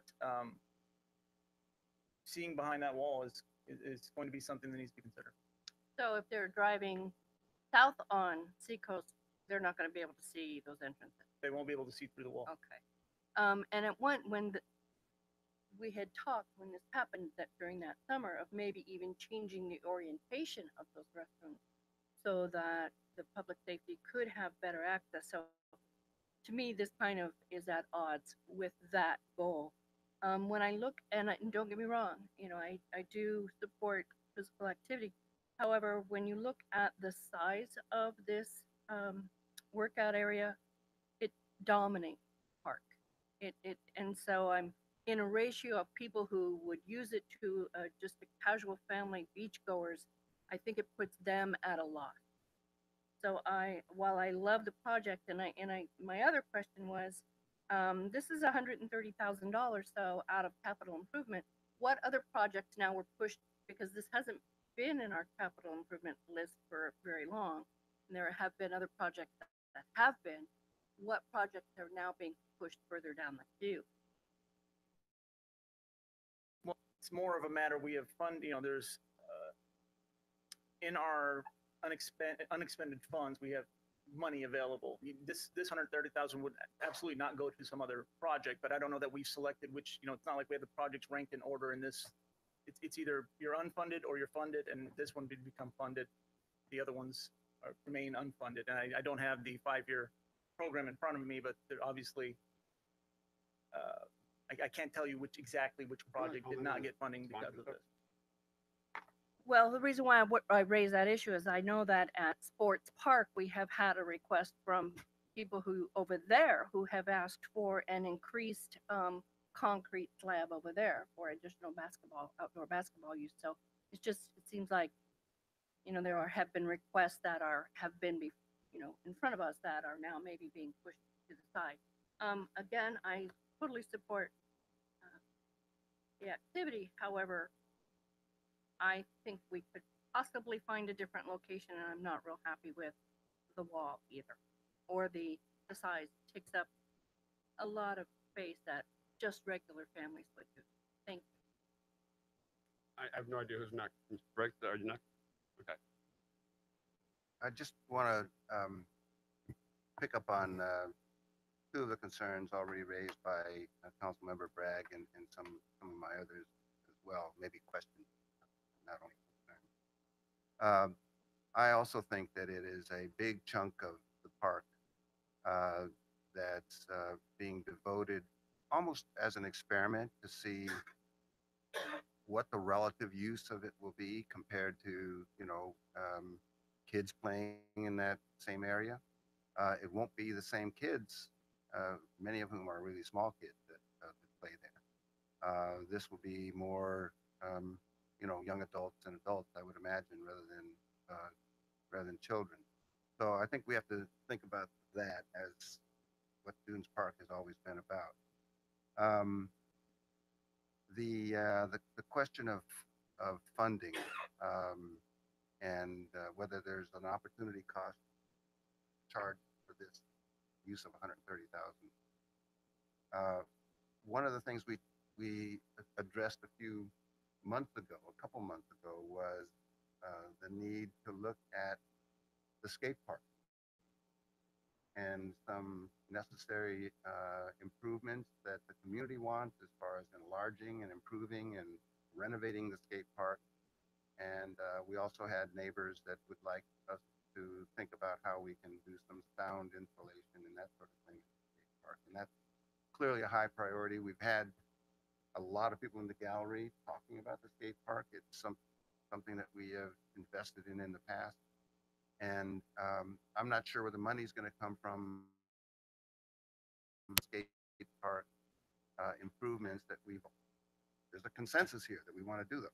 So, and you guys are going to be coming back at some point in the future with some specific proposals based on the guidance that we gave you before about the skate park. So I'm just a little bit concerned about this expenditure, which doesn't emanate from the community to the same extent as the expenditure for the skate park, without knowing, how much that's going to cost us. Next is, I think, I read through this quickly and I saw that, and I'm concerned about how these metallic structures are going to hold up in that near coastal, near ocean environment And then I got to the very last item, and it was a liability addendum, which said that anything within 250 feet of the coast is half the coverage for replacement or warranty purposes. So it's clear that this is going to be subject to a lot of wear and tear from human use, yeah, but it's also going to be subject to a lot of natural wear and tear from the elements. And I don't know whether we factored in, since we don't have a lot of warranty there, how much and how quickly we're going to have to replace different parts of this, the moving parts and the stationary parts that have to be in good shape if people are going to use it. And I guess there's another question. So that's a question to you, and the other question I have to you is city liability.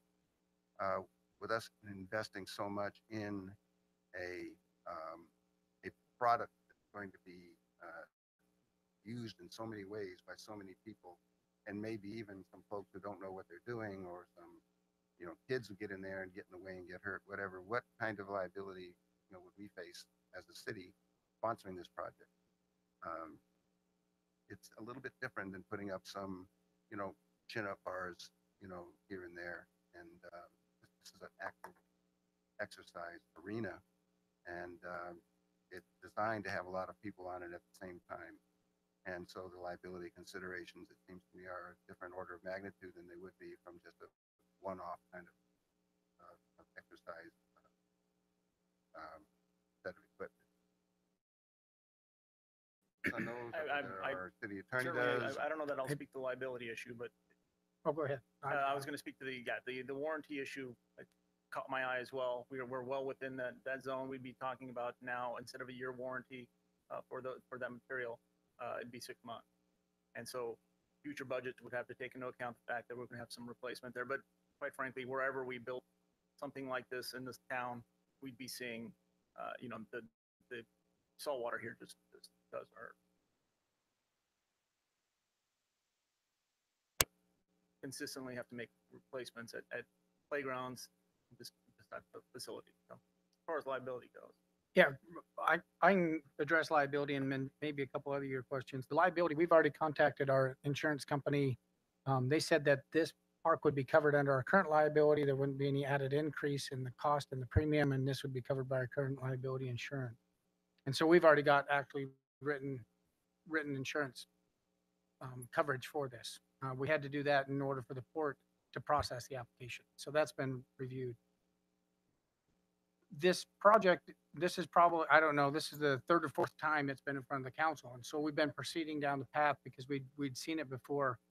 I did want to speak a little bit to the funding of it. The one thing that we've been trying to do is go out and get sponsorships to cover part of the cost of this facility. And we do have some commitments for some sponsorships on this. However, because it's not an approved project, can't really go out and secure sponsorships or get the money in the bank, if you will, until it becomes a project. And at that point, we'll put together a sponsorship package. I would like to see us cover all, if not most of the cost of, at least the city cost of this. So again, part of the reason we proceeded is we had, and again, one other thing I wanted to say is I don't think Eric, and I know I don't, look at capital projects as mutually exclusive. I think we look at them as inclusive and building a system of amenities for the residents in our community. So I wouldn't want to say that this is in competition with another project. Hopefully it's in co-opetition, or at least so that they complement each other, because we want to have any series of improvements that make the community a better place throughout the community. So one of the focuses we've had on Dunes Park is how do we get the right kind of people at Dunes Park? The reality is that over time, Dunes Park has not been the location that it probably should be. It's right on the ocean. A lot of families stay away from Dunes Park. I think we all know that there has been challenges near the basketball court. The hotels had some very difficult challenges there. And so we've really tried hard to change the nature of Dunes Park We probably need to get a different clientele in Dunes Park. And that's, 3 or 4 years ago when this project first came forward, that was the intention, was to change the nature of Dunes Park into something that is a little bit more active, get a little bit more people there on a regular basis. So again, all very good questions the city council has. Just wanted to maybe fill in some of those pieces, but the liability piece has been addressed. We had to do that before we could apply. Okay, just a couple more things. And you just stimulated a thought. This is almost exactly the size of the basketball court, where some of the problems are that you've alluded to historically. And that would really kill two birds with one stone right there, is to move it right on over there. Then it wouldn't be blocking the bathrooms, and it would be a use that would be more compatible with what we'd like to see happening than the basketball court. Now, if we're also expanding the basketball court in some way over at the sports park, then all the better. That's just a thought. The other thing is, if we're going to go ahead with this, it seems to me that we ought to not do the construction in the middle of the high season. Pushed off to the fall, or early winter, rather than in the August, September time period when this park is being really used by a lot of community members and visitors. So, I have some reservations about this.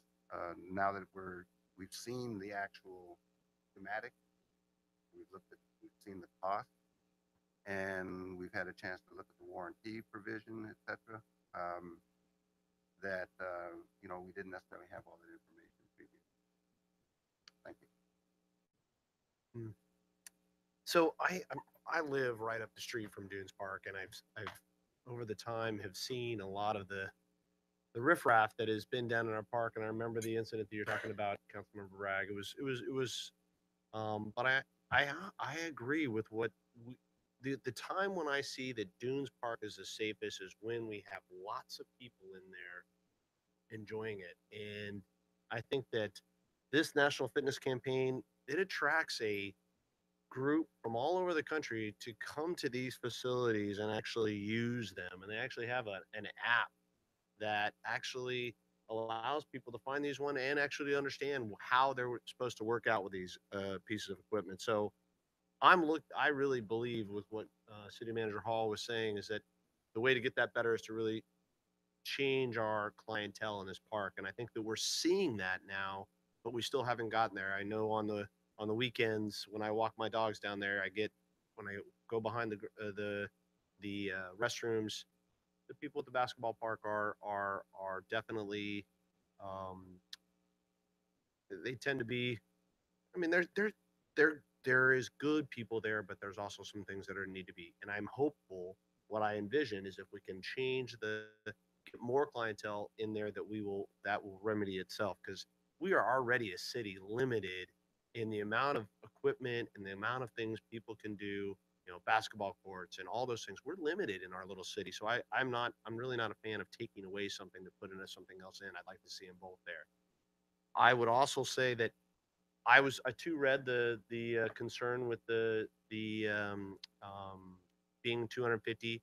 So one of the facilities that they just opened was in Pensacola Beach in Florida, and it's on the beach. It is part.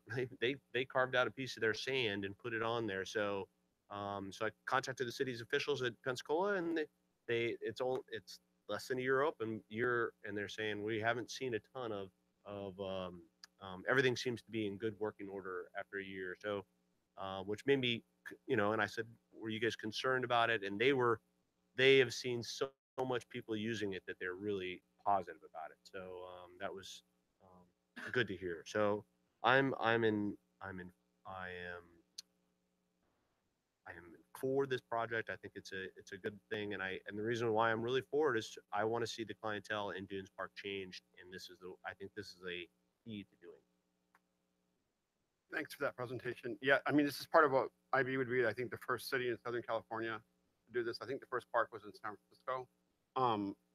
Over the last 4 years, the biggest security threat and problem with public safety in the city, and most of the discussions about public safety have been at Dunes Park, to the point where I was threatened for being in Dunes Park prior to meeting with the sheriffs a couple of years ago, which was interesting. Just talking to guys who more than likely were drug dealers. So, and they made it really clear I wasn't welcome to be there. That was actually an eye opener, reminded me of being an IB back in the 70s. So, former drug users that inhabit populate the park on the weekend. They take over a large portion of the park. We have a new tot park there, but it's been very clear from the hotel that this is a problem area. And I think the point with the SEAL team coming on, we have 3,000 military folks will be at the north edge of IB. I'm not sure how many active duty SEALs will be training. We have the opportunity to be a leading city in California, and not the country, for outdoor fitness. It's kind of the new trend. So I'm a big supporter of this, primarily because of my active observations of how this park is used. That green space isn't as actively as used as the other parts of the park where the kids play. And that's coming from a father whose kids were raised in Imperial Beach, and who went to school in Imperial Beach, that they were around the Todd Park. I spent a lot of time with my mom at that park before she passed away. And so that's where we were around the Todd area. But we're always concerned about the sort of derelicts that were there, and that's still the case. So things have gotten a little better because we reorganized the parking lot, but definitely the hotel has been very supportive of this this project, and I think it'll put IB on the map, attract a lot of folks here. Our workout city, and then the old IB, we always pit one group against another. So I was dismayed when we proposed the skate park the first time, and somehow the message got out that to soccer people that if we built the skate park, then the soccer fields wouldn't get built. And that was really, really, I was really dismayed when that happened, because it shouldn't have to be that way. Right now, we just raised $2 million for this new swimming pool when everyone told us we couldn't do it.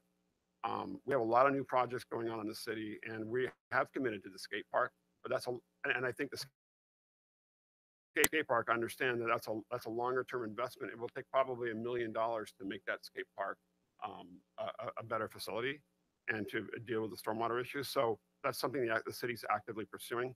We're looking at some interim options as well, possibly for a half pipe that would cost just a few $1,000. So that's in the meantime to get things moving there. But I'm a big believer that we can do it all. And then in regards to Mr. Becker, the empty lot, that's not owned by the city. That park, as I understand it, we didn't use any city resources there. Those are all private funds and nonprofit partners that paid for that, for all the infrastructure in that park. Is that right? That's correct. Yeah, because it's private property. Yeah, that was carried out by nonprofit entities. And so we did talk about putting it there, and it was considered problematic primarily because the owners let us know that the minute he sells it or he wants to develop it, everything is gone. And just to remind you, it was an empty lot filled with garbage for 30 years. So anyway, so I'm a big supporter of this. I think we can, I think it'll be a great PR for IB. Mr. Spriggs moving us away from I think you're concerned about all of the PR and IB being about how polluted our beach is. I think we need to do things in this city that attract people and attract the right kind of attention. We're going to do a huge PR effort with the National Fitness Campaign around this, because Coronado doesn't want one, San Diego doesn't want one, Encinitas doesn't want one, but IB does. And we've quickly become a leader in outdoor fitness. So I'd love to have you guys support it.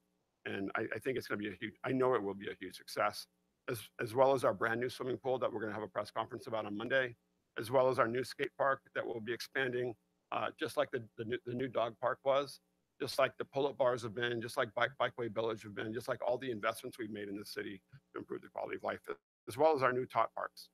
So anyway. And just, you touched upon, all the things that are going on in Imperial Beach that are positives and the need for more positive things. And, we've all been part of that. So there's no doubt by anybody on this council, certainly I can speak for myself, that, we need and take pride in innovative, healthy, community-oriented investment. And and there's nothing wrong with this one, except that except it's, you know, its location right here, and it's taking up park space. Now, Well, it's not taking up park space. It's a different type of park space. okay, I mean, it's part of the park. what do you think, Mr. Mayor and others on the city council, about the idea of it either going onto the basketball court or going on to a city lease, which probably wouldn't cost very much, across the street from the hotel where the what's the word for it? People's Park is. We just don't own that. We don't own that property. We don't own it, but there's a lot of things we don't own that we can lease. Right now, the owner is making zero and just paying taxes on it. But we probably could lease it for, you know, $300 a month or something like that, and you know, that would be an enhancement of that area as well as not you know, affecting this area. Also, you know, I've been involved in conversations for, you know, 7 or 8 years about the challenge. Ever since well, not 7 or 8 years, ever since the hotel went up, there have been concerns about what's going on at the end of Daisy, and that problem has not gone away. And I'm not sure. I think it's kind of a theoretical argument that this is going to do anything about that, since it's on the other side of the restrooms. But it seems to me that, you know, whenever we talk about doing something about the basketball courts and that whole area there, everybody agrees that that's the source of the problems, but nobody wants to do anything. This isn't the basketball court, it was the parking lot. In fact, we had extensive meetings with the sheriffs, and it was very clear that the basketball court itself wasn't the source of the security problem or the basketball players. It was the parking lot. I didn't say the basketball players. I said the basketball court, because it's that wall that's along the side of the basketball court where a lot of the activity takes place, as well as in the car. The wall is protected from the street view, and the cars, you know, do business between the cars. So that's a problem as well. But putting this facility down there will stop both of those, more likely than where it is proposed to be located right now. That's all I'm saying. You know, we have not had a way to address the crime problem in that area, and there's a direct way to address it. So I just don't see what the counter argument is, really. I think it's also a theoretical argument that, oh, I'm sorry, I didn't know you. Well, yeah, there's no, I'm like I've said, I'm not seeing anything here. I think it's a theoretical argument that you're also using, that it won't, you know, it's theoretical either way, you know. I mean, you're saying that it won't, but there's an argument that it will, you know. I mean, it's kind of a gray matter. I think that attracting the right people is the way. And as somebody who has actually lived on the street and walks down there all the time, I've seen the like help improve the there's less action down there than there was before, in my opinion, that was visible. I know that the sheriff's still dealing with some of the things there, but the parking lot change has helped out, and I think that if we can get some more things in that park to attract a different clientele, it continues to do that, and I think this is moving in the right direction. Councilmember Breck. I did have a couple of questions, and then I'll end with a comment. And we have been actively looking for a way to reactivate Dunes Park. It has been something that in this community for a very long time, not just the last 4 years. Mr. Minicelli, I had a question about, I didn't see any components that people with disabilities, are there going to be things that people in wheelchairs, people with visual, if somebody has a sight disability, what is going to be available for them to use? And then additionally, what is going to stop somebody from having classes there and charging? Because we know that that's happening as well. So how are we going to monitor that? I've read quite a bit of their information with the National Fitness Campaign. I've yet to see anything that's specifically about ADA equipment, but it is an ADA compatible facility that people So can it's get on. ADA compliant, Correct. but it's not ADA But I don't know. Yeah, specifically. I want Is there a to. menu of options that there would be things that we could possibly pick from that could be included in that, or are we at their mercy and they will dictate to us what they'll have? It's pretty stamped out. It's the same facilities throughout the country is the plan. Now, there are 30 separate kind of workouts on this thing, so I can't tell you, no, they are not ADA. Again, it might depend on the disability, but certainly someone can use components of this, but I think we'd have to get a little more in depth about exactly what I know enough about each activity on the site. Okay, that's a very fair assessment, but I would really appreciate that. We have many people in this community with disabilities. So to exclude them by not offering anything in this park for that would grieve me deeply. And as far as looking at a location, we have a park in Imperial Beach that's called Sports Park. So why did we not consider, or did we consider Sports Park? Yeah, I'm sorry, Jack. Eric wasn't here when all this started in Okay. reality, so he's doing a great job He's a good pinch having hitter. that's right. He's doing great. The National Fitness Campaign, when they approached us, they are looking for areas along the coast, not just in our city, but in San Francisco. I think it's actually in the Golden Gate Park. Like they said in Florida, they're right on the beach. So they requested this location. We tried to actually they requested Pier Plaza. Everyone requests Pier Plaza for everything. But we said if you wanted to be down in the coastal area, we would prefer it to be in Dunes Park, because again, remember, this has been what, 3 or 4 years that we've been talking about this. And at the time we were probably having more problems with Dunes Park 3 or 4 years ago than we are now. I think there has been an improvement. I agree with Councilman West. I think the parking has improved that by putting the handicap parking closer to the beach. So I think we've done some things that have improved it. But at the time, we were looking for all kinds of different alternatives to try and activate the space with something different than what was happening there at the time. So that's where this location got selected was, what else can we do to activate Dunes Park? And so we've just kind of stuck with that same location over the years as we've tried to put this project together. Okay, thank you. And I just have to add that as a mother of 2 young boys, raising them, we've used this park many times over the years. And I really do take offense at basketball players being called derelicts. My son plays down there quite a bit. Thank you. I wasn't calling basketball players derelict. I was saying the folks in that park.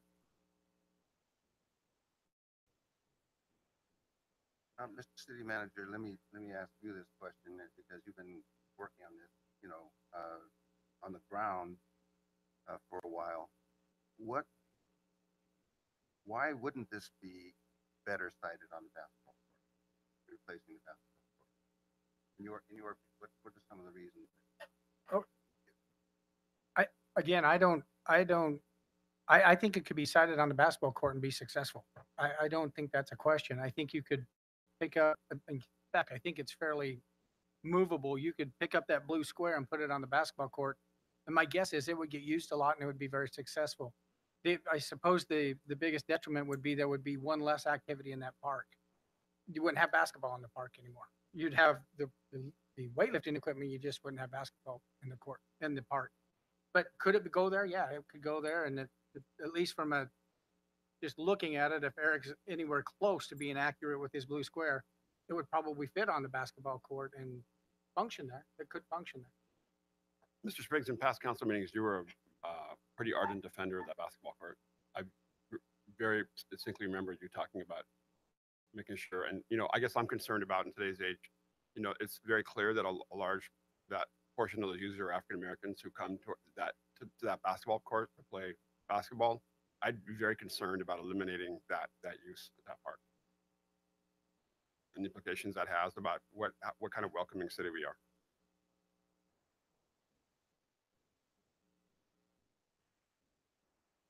I don't know why you inject the question of race into the conversation. I'm not. Mr. No, Mayor. I'm saying it's you went far enough when you talked about the fact that there are a lot of people, presumably people in the community that use the basketball court, and I have defended keeping the basketball court, but we also have the continuing question. Now, if the city manager is saying that the crime issue or the unlawful behavior or questionable behavior issues that we faced in the parking area and along the wall are now over, then I'm happy to withdraw the suggestion that we look at that as a site. But this has been a perennial this area, and we can find other locations for the basketball court. That is not a very difficult thing to do, it seems to me, that would be used by people who want to play basketball. The problem is the ancillary or the activity that takes place in the area, not necessarily involving any of the basketball players but others. And Mr. West, I don't think it's a theoretical argument to say that if the problem is in the parking area and down at the end of the parking area and along the wall, if that problem still exists, and city manager is saying it's not, then I'll go with that. If you put the facility there, then people have to walk along that area back and forth to get up to Seacoast Drive, and there's activity of a different kind taking place down there.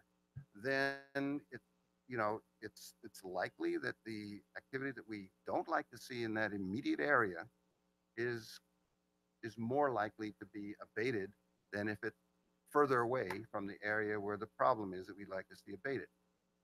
So, I mean, we go around and around on this. I just think it sounds like we don't have consensus on this. So That's true. But Councilman Spriggs, I do want to clarify one thing, and that is I didn't want to give anybody the impression that I think that the crime problems in Dunes Park have been resolved. I think they've been improved. From what I can gather, it is still probably the highest crime rate spot in our city. But I think that with the things we have done, the things the council has done, have improved the situation. We still have a long way to go in Dunes Park. I believe that's a fair statement. Well, I think this is a net positive for the community, but I just think that there are things that we could do with a few tweaks that would make it even better, that would still be on the map for us as a community that's really oriented toward fitness and well-being for everybody, that's part of the national program, et cetera, without creating another barrier between the street and the areas that we are concerned about in terms of illegal activity. But I'm supportive of the idea about it for a long time. But we have to face the fact that there's probably better locations for it than this one, and probably better. And we still have the highest crime area, to quote you, Mr. City Manager, in Imperial Beach right there. This may or may not help it based on that location. I, for one, think it would help it a lot more if it was, down closer to the beach itself, and probably get more users there as well. People coming right off the beach and using it. But in any event, I think I'm ready to vote on it. Make sure I have the right one. Entertain a motion. I'd like to entertain a motion to adopt resolution number 2018-7937. A motion. I would second that with just a little bit further discussion. And that would be, I really didn't get a satisfactory answer to what's going to preclude somebody from going in there and being an instructor and charging fees? And can that wall be amended somehow so that it's not as tall? And can there be some modifications to the equipment for people with disabilities? If we can get, I'll state that I don't think the wall can be altered. It would, this is a pre-built machinery that gets delivered to the site and then put into place, and changing of the wall would basically eliminate activities that they The the height of activity. the wall is defined because there is pieces of equipment that they have bolted to that are based on that size of the wall. And I did, Councilmember Bragg, I did do a research. There is stuff on, they've got a whole workout for blind, and they've got a whole, just from a quick look on my phone. So there are some of that, for just to answer one of your questions. okay, thank you, Councilmember West, for doing that. As far as the city's codes that exist currently to prohibit people from engaging in business on the beach or in that area for workouts and such, I'm not sure what the current rules are in the city, but I'm sure that there are currently rules in place about for-profit businesses running workouts on city equipment or in city right-of-way.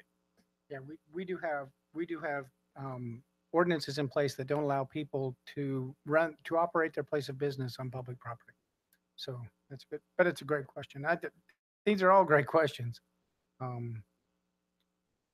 But I did want to clarify something that, because keeps getting whispered in my ear. I'm not sure the mayor made a motion. I think he asked for a motion, so I just wanted to clarify. I said entertain a motion to adopt resolution number. Right, entertain a motion. And Oh, then you sorry. said you'd second it, but there was no motion, so I just wanted to, I'm getting whispers. Like a make a motion, do I say make a motion to adopt resolution number 2018-7937? So moved. I would give it a very lukewarm second. Please vote.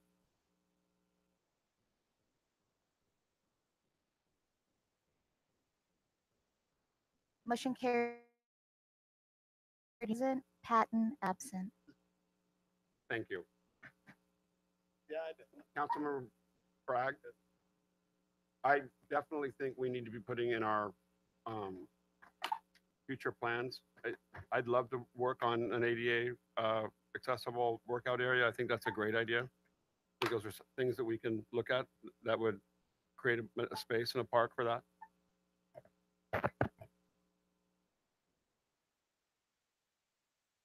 Councilwoman Bragg, in fact, we will work with them and see if there's even some addition we could make to this layout where there might be an area for those more physically challenged, and see if we can work that in. I think it's actually a great idea. We'll see what we can do.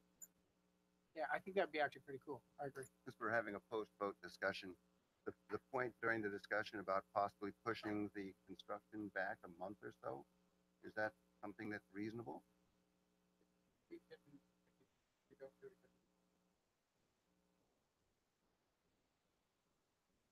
Good. We have 5.3, consideration of relinquishment of State Route 75. Mr.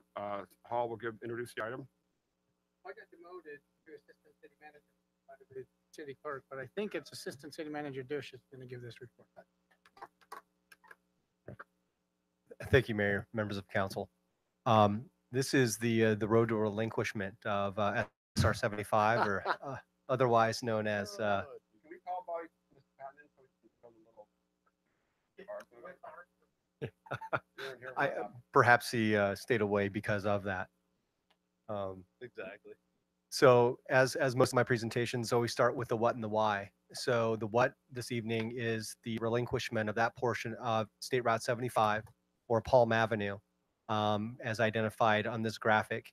It's about a 1.2 mile stretch that goes from Georgia on the east all the way to our city limits here, just up to the Strand here in Coronado. And so the why. City control of the roadway is perhaps the paramount reason.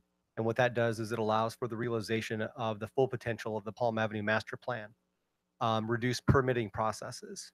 It will encourage redevelopment and therefore increase property taxes and sales taxes.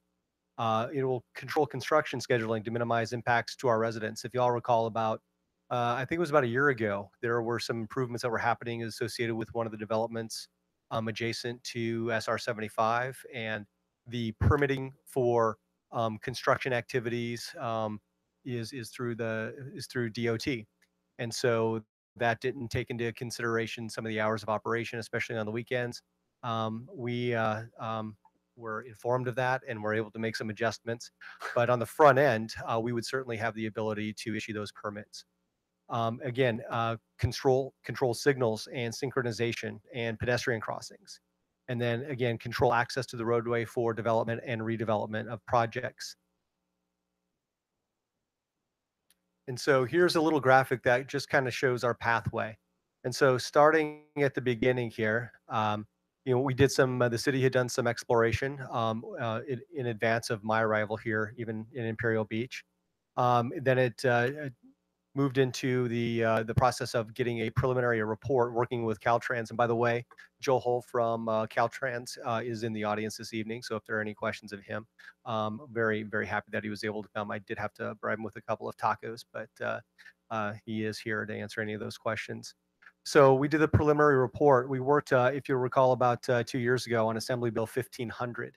What that did is it enables the cities of Imperial Beach and the city of San Diego to go through this process of relinquishment, because the only way that you can relinquish a state highway is through enabling legislation, or there's a unilateral provision that the state can do. But this is the typical process. So that assembly bill was passed, and it enabled us to continue on through this process.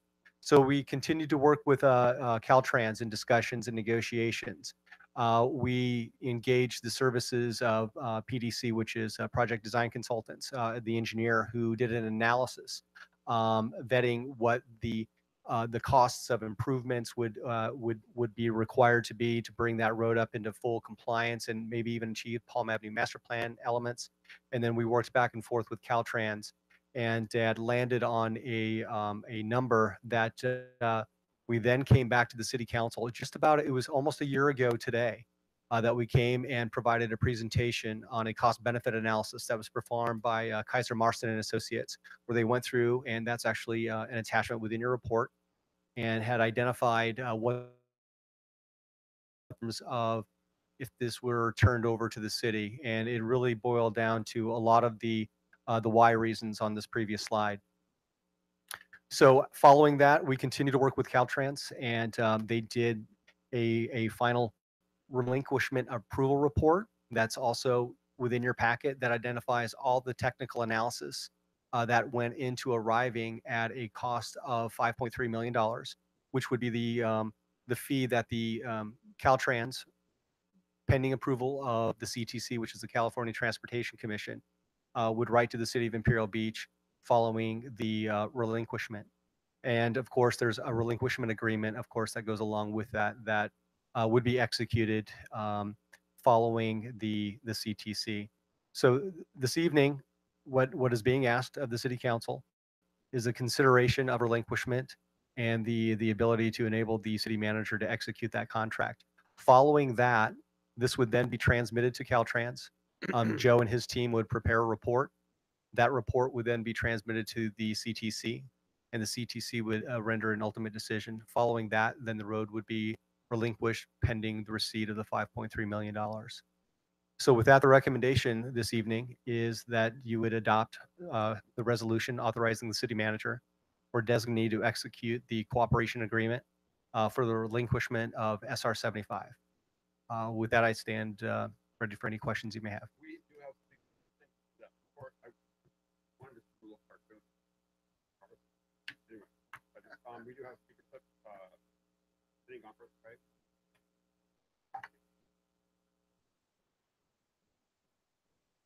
Mm-hmm. Thank you, Mayor, council members, and city staff. I am Cindy Garber-Graves with the South County EDC. And we're here to support staff's recommendation for the relinquishment agreement between the City of Imperial Beach and Caltrans for the following reasons. Permit processing would be governed locally, and that should make it much, much easier for businesses along SR 75 to improve their facilities and also encourage some of them, because of the ease of permitting, to do so. Additionally, the city of IB should have additional freedom to place some community identity signs, banners, and icons along SR 75. Now that you govern it, you can be a little bit less restricted, although you still have to meet the highway code. By slowing down speeds and stuff like that, it actually gives you more options to market your city and do wayfinding signs and things like that. Additionally, the city will be able to implement design standards and landscape standards that are more aesthetically pleasing and potentially less restrictive than what the state currently has on the books. South County EDC has actually been discussing the relinquishment of Highway 75 for years. As a matter of fact, we had the privilege of having your city manager on a fact-finding call with the Caltrans director at the time. It was Lori and Councilmember David Alvarez, as we kept going through this and making sure it was the right thing to do. And honestly, we believe it is the right thing to do. I think there's overall view, and that is the vision for Palm Avenue. Palm Avenue from Highway 5 going to Imperial Beach to Coronado is the gateway to South County beaches. So we can make it what it could be and what it should be and maximize the potential. Let me give you an example. Right now, Caltrans would not allow a Hillcrest type sign or 3rd Avenue Taba type sign over that saying, welcome to South County beach communities. But by doing other things and taking local control, you have better options with that. And that's just one of the things that we offer to you. So with that in mind, South County EDC, for the reasons of community identity, ease of permit processing, and then also local control, we support the recommendation that is before you today. And thank you for considering this. Ms. Grace, maybe one of the things that's been missing, obviously, is the city of San Diego from this whole, that they were involved in discussions of improving Palm Avenue. Regardless of who wins, we can work together to work with the city of San Diego and that new council member and the mayor to actually get this going again. Because we'd be delighted and honored to do that. And I know you've been involved in that for a long time, but it's a little bit just, we're all dismayed by the missed opportunity when that unfortunate hotel project happened, that we did ask the mayor and them to put some significant resources into Palm Avenue, and they rejected that flat out. So anyway. Well, we'll be happy to partner with you. Appreciate your leadership. Thank you. Thank you. Valerie Estevez from the Chamber of Commerce.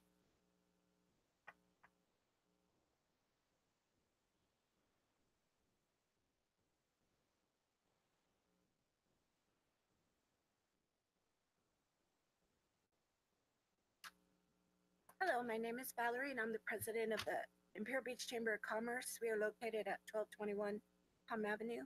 Thank you, Mayor, Council, and City staff for allowing me to come and speak today. The Chamber has been monitoring 75. Currently, Caltrans has control of that corridor.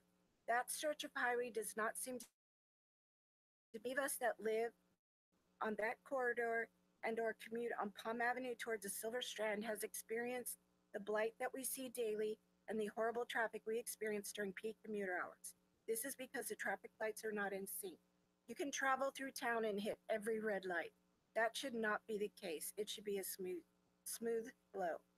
With the increased military presence from South Coast Campus, the new SEAL team facility, and new housing along the corridor, the city would be able to make the necessary changes to enable a smoother traffic flow through the city. This would give commuters easier access to the restaurants, stores, and services along the State Route 75 and the Palm Avenue corridor. The IB Chamber believes the city has the resources and the ability to take care of SR 75 and improve the quality for our many commuters and residents. This would also permit some beautification of this route, which is currently not permitted by Caltrans. This is a win-win event for the residents of Imperial Beach. The Imperial Beach Chamber is for the proposal and look forward to the changes that will prosper the businesses in the area. Thank you. Estine Lyon from Sudbury.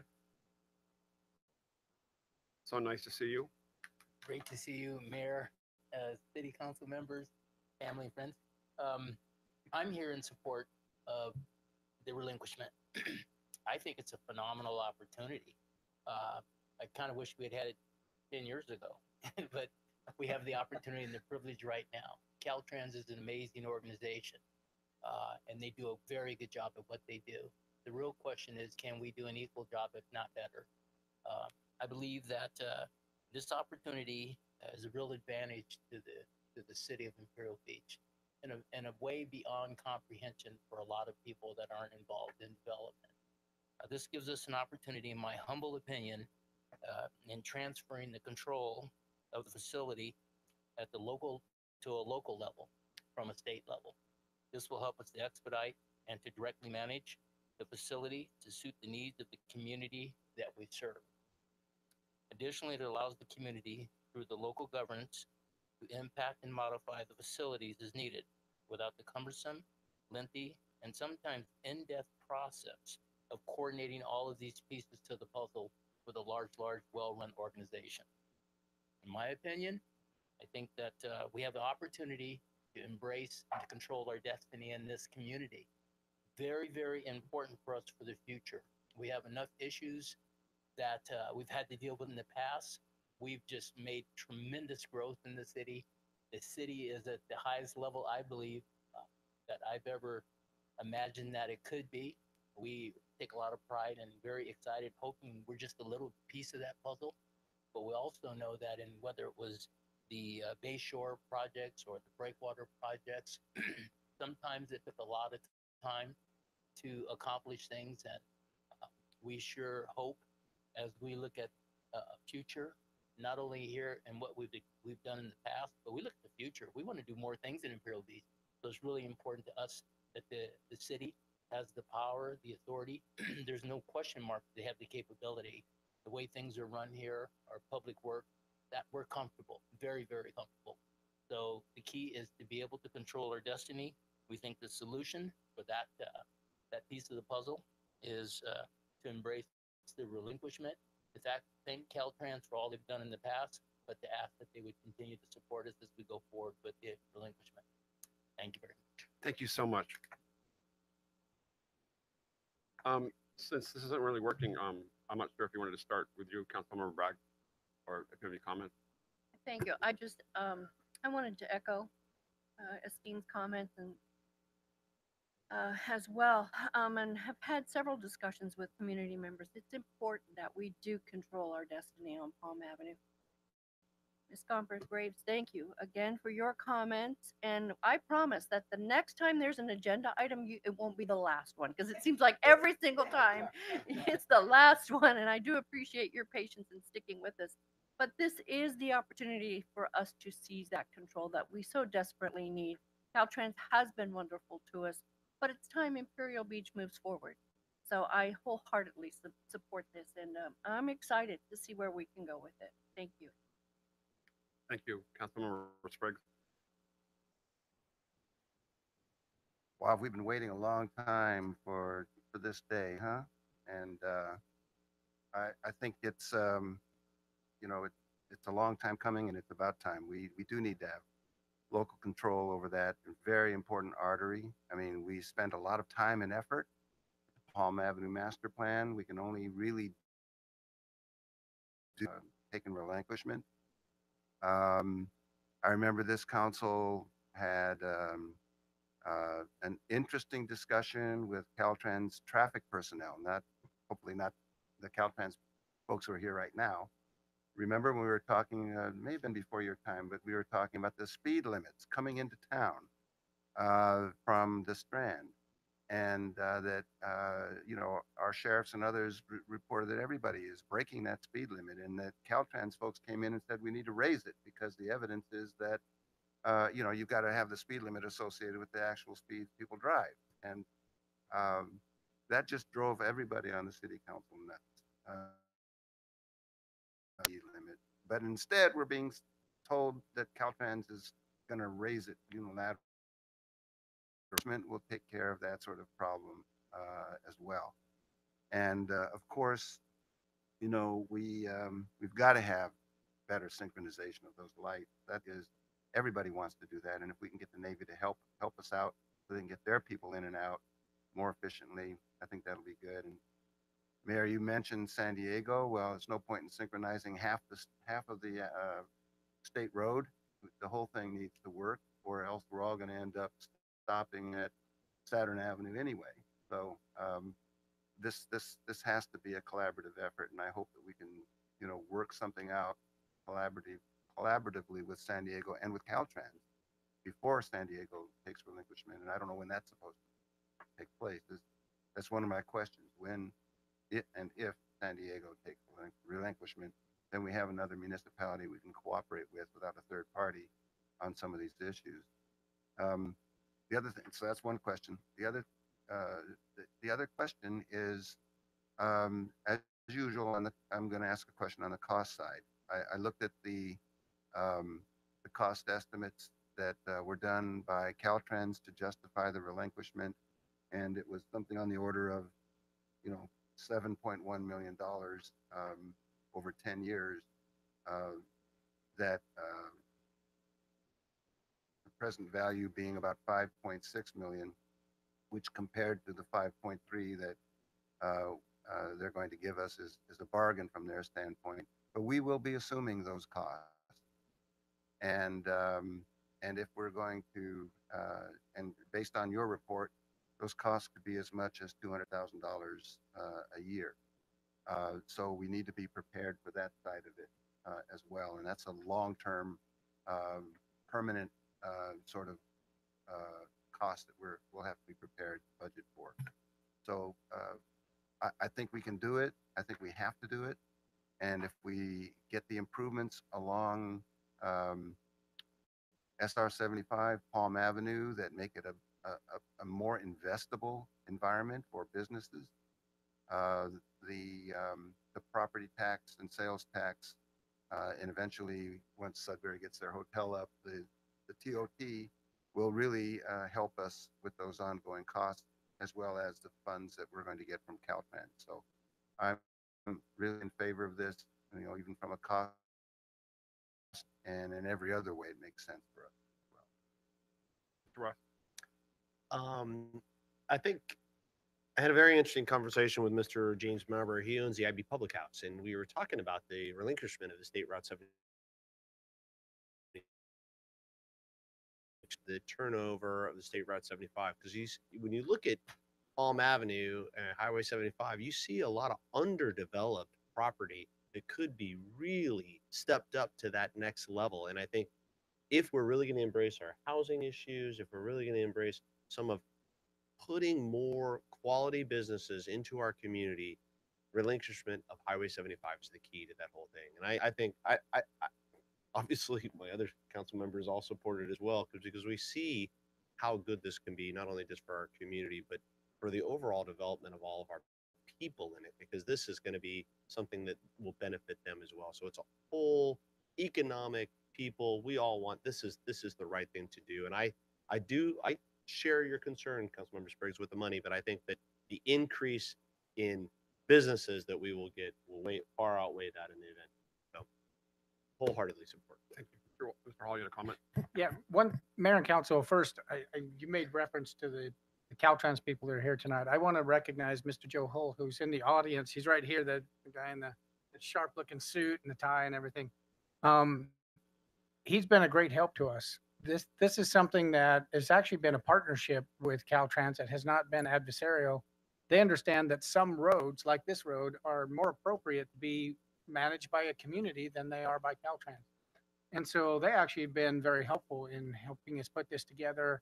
And he has led us through some very difficult paths. And so I just wanted to make sure that we recognize him and his efforts, because a lot of the work was done by Mr. Hull, and he really helped us get through this. So I just wanted to make sure that we get an opportunity to introduce you guys, Mr. Hull, who has really helped us through this process. So thank you for that. Appreciate it. So among the first meetings, the first year I was elected was with the slumlord owner of Fifth and Palm. So that building's being torn down. We met to talk about the garbage-filled lot on Seacoast Drive that was driving all of us crazy. It's now a park. And then we met with Senator Marty Block, who's no longer in office, but and Lori Berman, now the director of Caltrans, and Gary Gallegos, and you, Mr. Hall. And I think Greg Wade came as well to talk about relinquishing Highway 75. And it was a long process. I was actually surprised how long it's taken, but yeah, I want to appreciate, and this really comes from the governor as well, who recognizes that that cities probably have a better can much more easily develop and manage these roadways.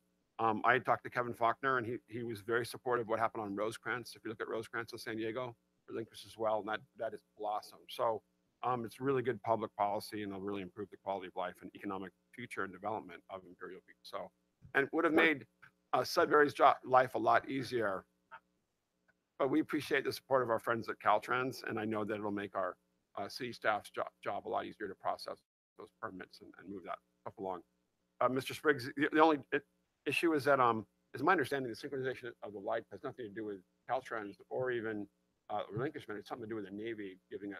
When is that money going to be spent? We have written letters to our congressmen asking them to get that money spent earlier. Correct. Navy has committed to helping us synchronize the signals along SR 75.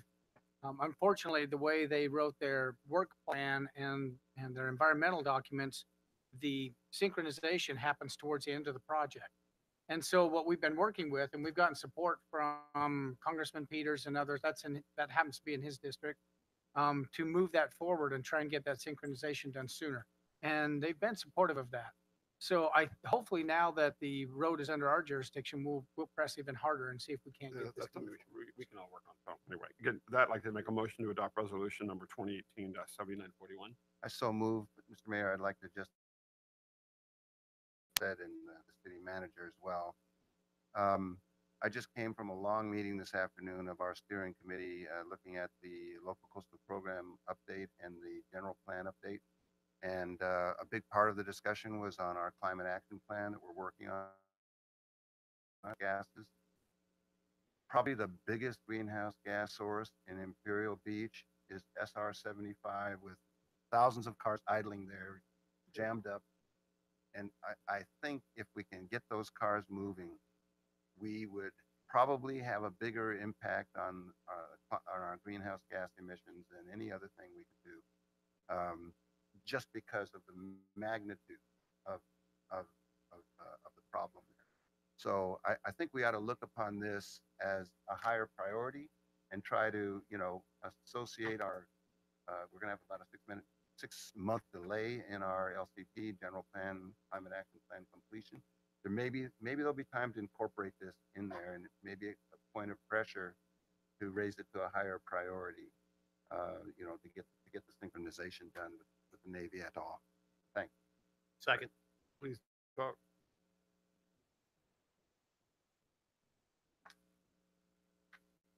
Motion carried unanimously by those present, Patton absent. Now we have reports and disclosures on council assignments and committees, starting with Mr. Mayor Pro Tem West. Nothing to report.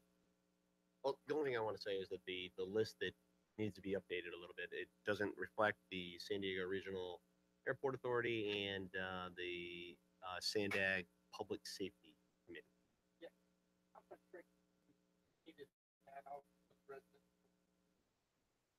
And I'm probably, okay, anyway. Mr. Spriggs?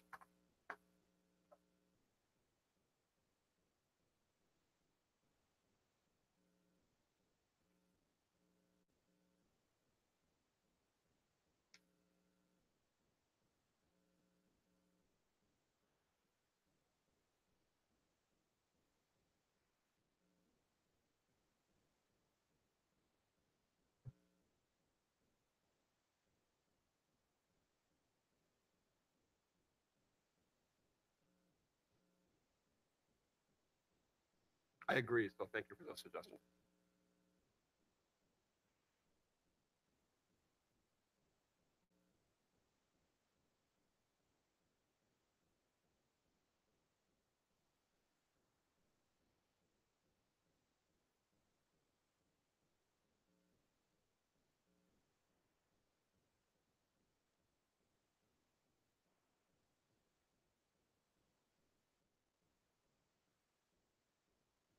I'm sorry. One of the controversial bills was the idea that of expanding how older can move their property tax base under Proposition 13 along with them wherever they moved in the state of California. And there are going to be some winners and some losers from that. Basically, we decided because the committee was divided that we weren't going to take a position on that. There are others that I would go into, but I don't think it's appropriate at this late hour to do that. I attended the league luncheon on the 11th and made a more detailed report because that was on the agenda to actually report on the work of the policy committees of the league at that league luncheon. And finally, on the 18th, just what was that, 2 days ago, we had one of the subcommittees that takes up a lot of time is the Metro JPA Pure Water Technical Advisory Committee that I serve on, and that meets just about every week or every other week. And it's very technical, and this gets into the questions of the San Diego Pure Water Program, a multi-billion-dollar program, and how it's going to affect the participating agencies, the tail, the other communities that are going to have to pay a third of it, and what technical changes are needed in order to minimize those costs to us are the things that are taken up by this committee and proposed back to city staff and also to the mayor of San Diego. We're figuring out ways to get this through to him as well. So that was basically my report for activities in the last 2 weeks since our last meeting. Councilmember Bragg. Very good, Mr. Spriggs. You had a minute to spare. So if we keep to your suggestions and do limit ourselves, and I do support that. But I too agree it should be done at the beginning of the meeting. I think it's important that the community knows what committees we're on so that they can reach out to us if they have any issues or concerns. So on June 14th, I did attend the MTS meeting. I am our representative to MTS. MTS has a pilot program where they are going to be using taxi cabs to help augment some of the trips that the access vans are using. People will not be, but a cab may be sent to them. So it's going to be really interesting. It should be huge cost saving for Imperial Beach, but also for the user. It could be a whole new realm for them and not riding the access bus, which are very uncomfortable if you've never ridden one. It was a long day on the 14th at MTS, and then I backed that up with chairing the accessibilities committee meeting. Mr. Hall, we did receive a letter from MTS about there have been some changes in the Medi-Cal transportation allotment. I would request that perhaps if we can put this on our website as well. I certainly would love to have this letter and this announcement included in our senior center newsletter, because I know that gets mailed out to many of our seniors here in town. With this new change, it's very possible that they would be eligible for free transportation that could be provided by their insurance. So I was just really pleased to see that. That will make a huge difference in some people's lives. I did attend the June 15th Sandag transportation meeting. It was one of the shortest meetings on record. We were out of there in under an hour. So that was new and unusual. On June 18th, I did attend the LoSan, which is our heavy rail component of transportation. That meeting also was very short. There were just a couple of items. Sandag, the Transnet Independent Taxpayer Oversight Committee. If anybody is wanting to serve on that, it's an important committee. Ariana at Sandag would love to have a talk with you. Thank you.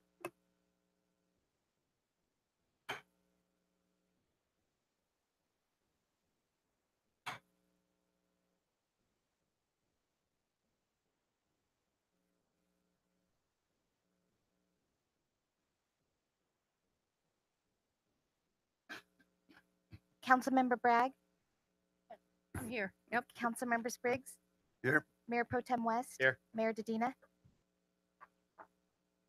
Detective. It's kind of interesting.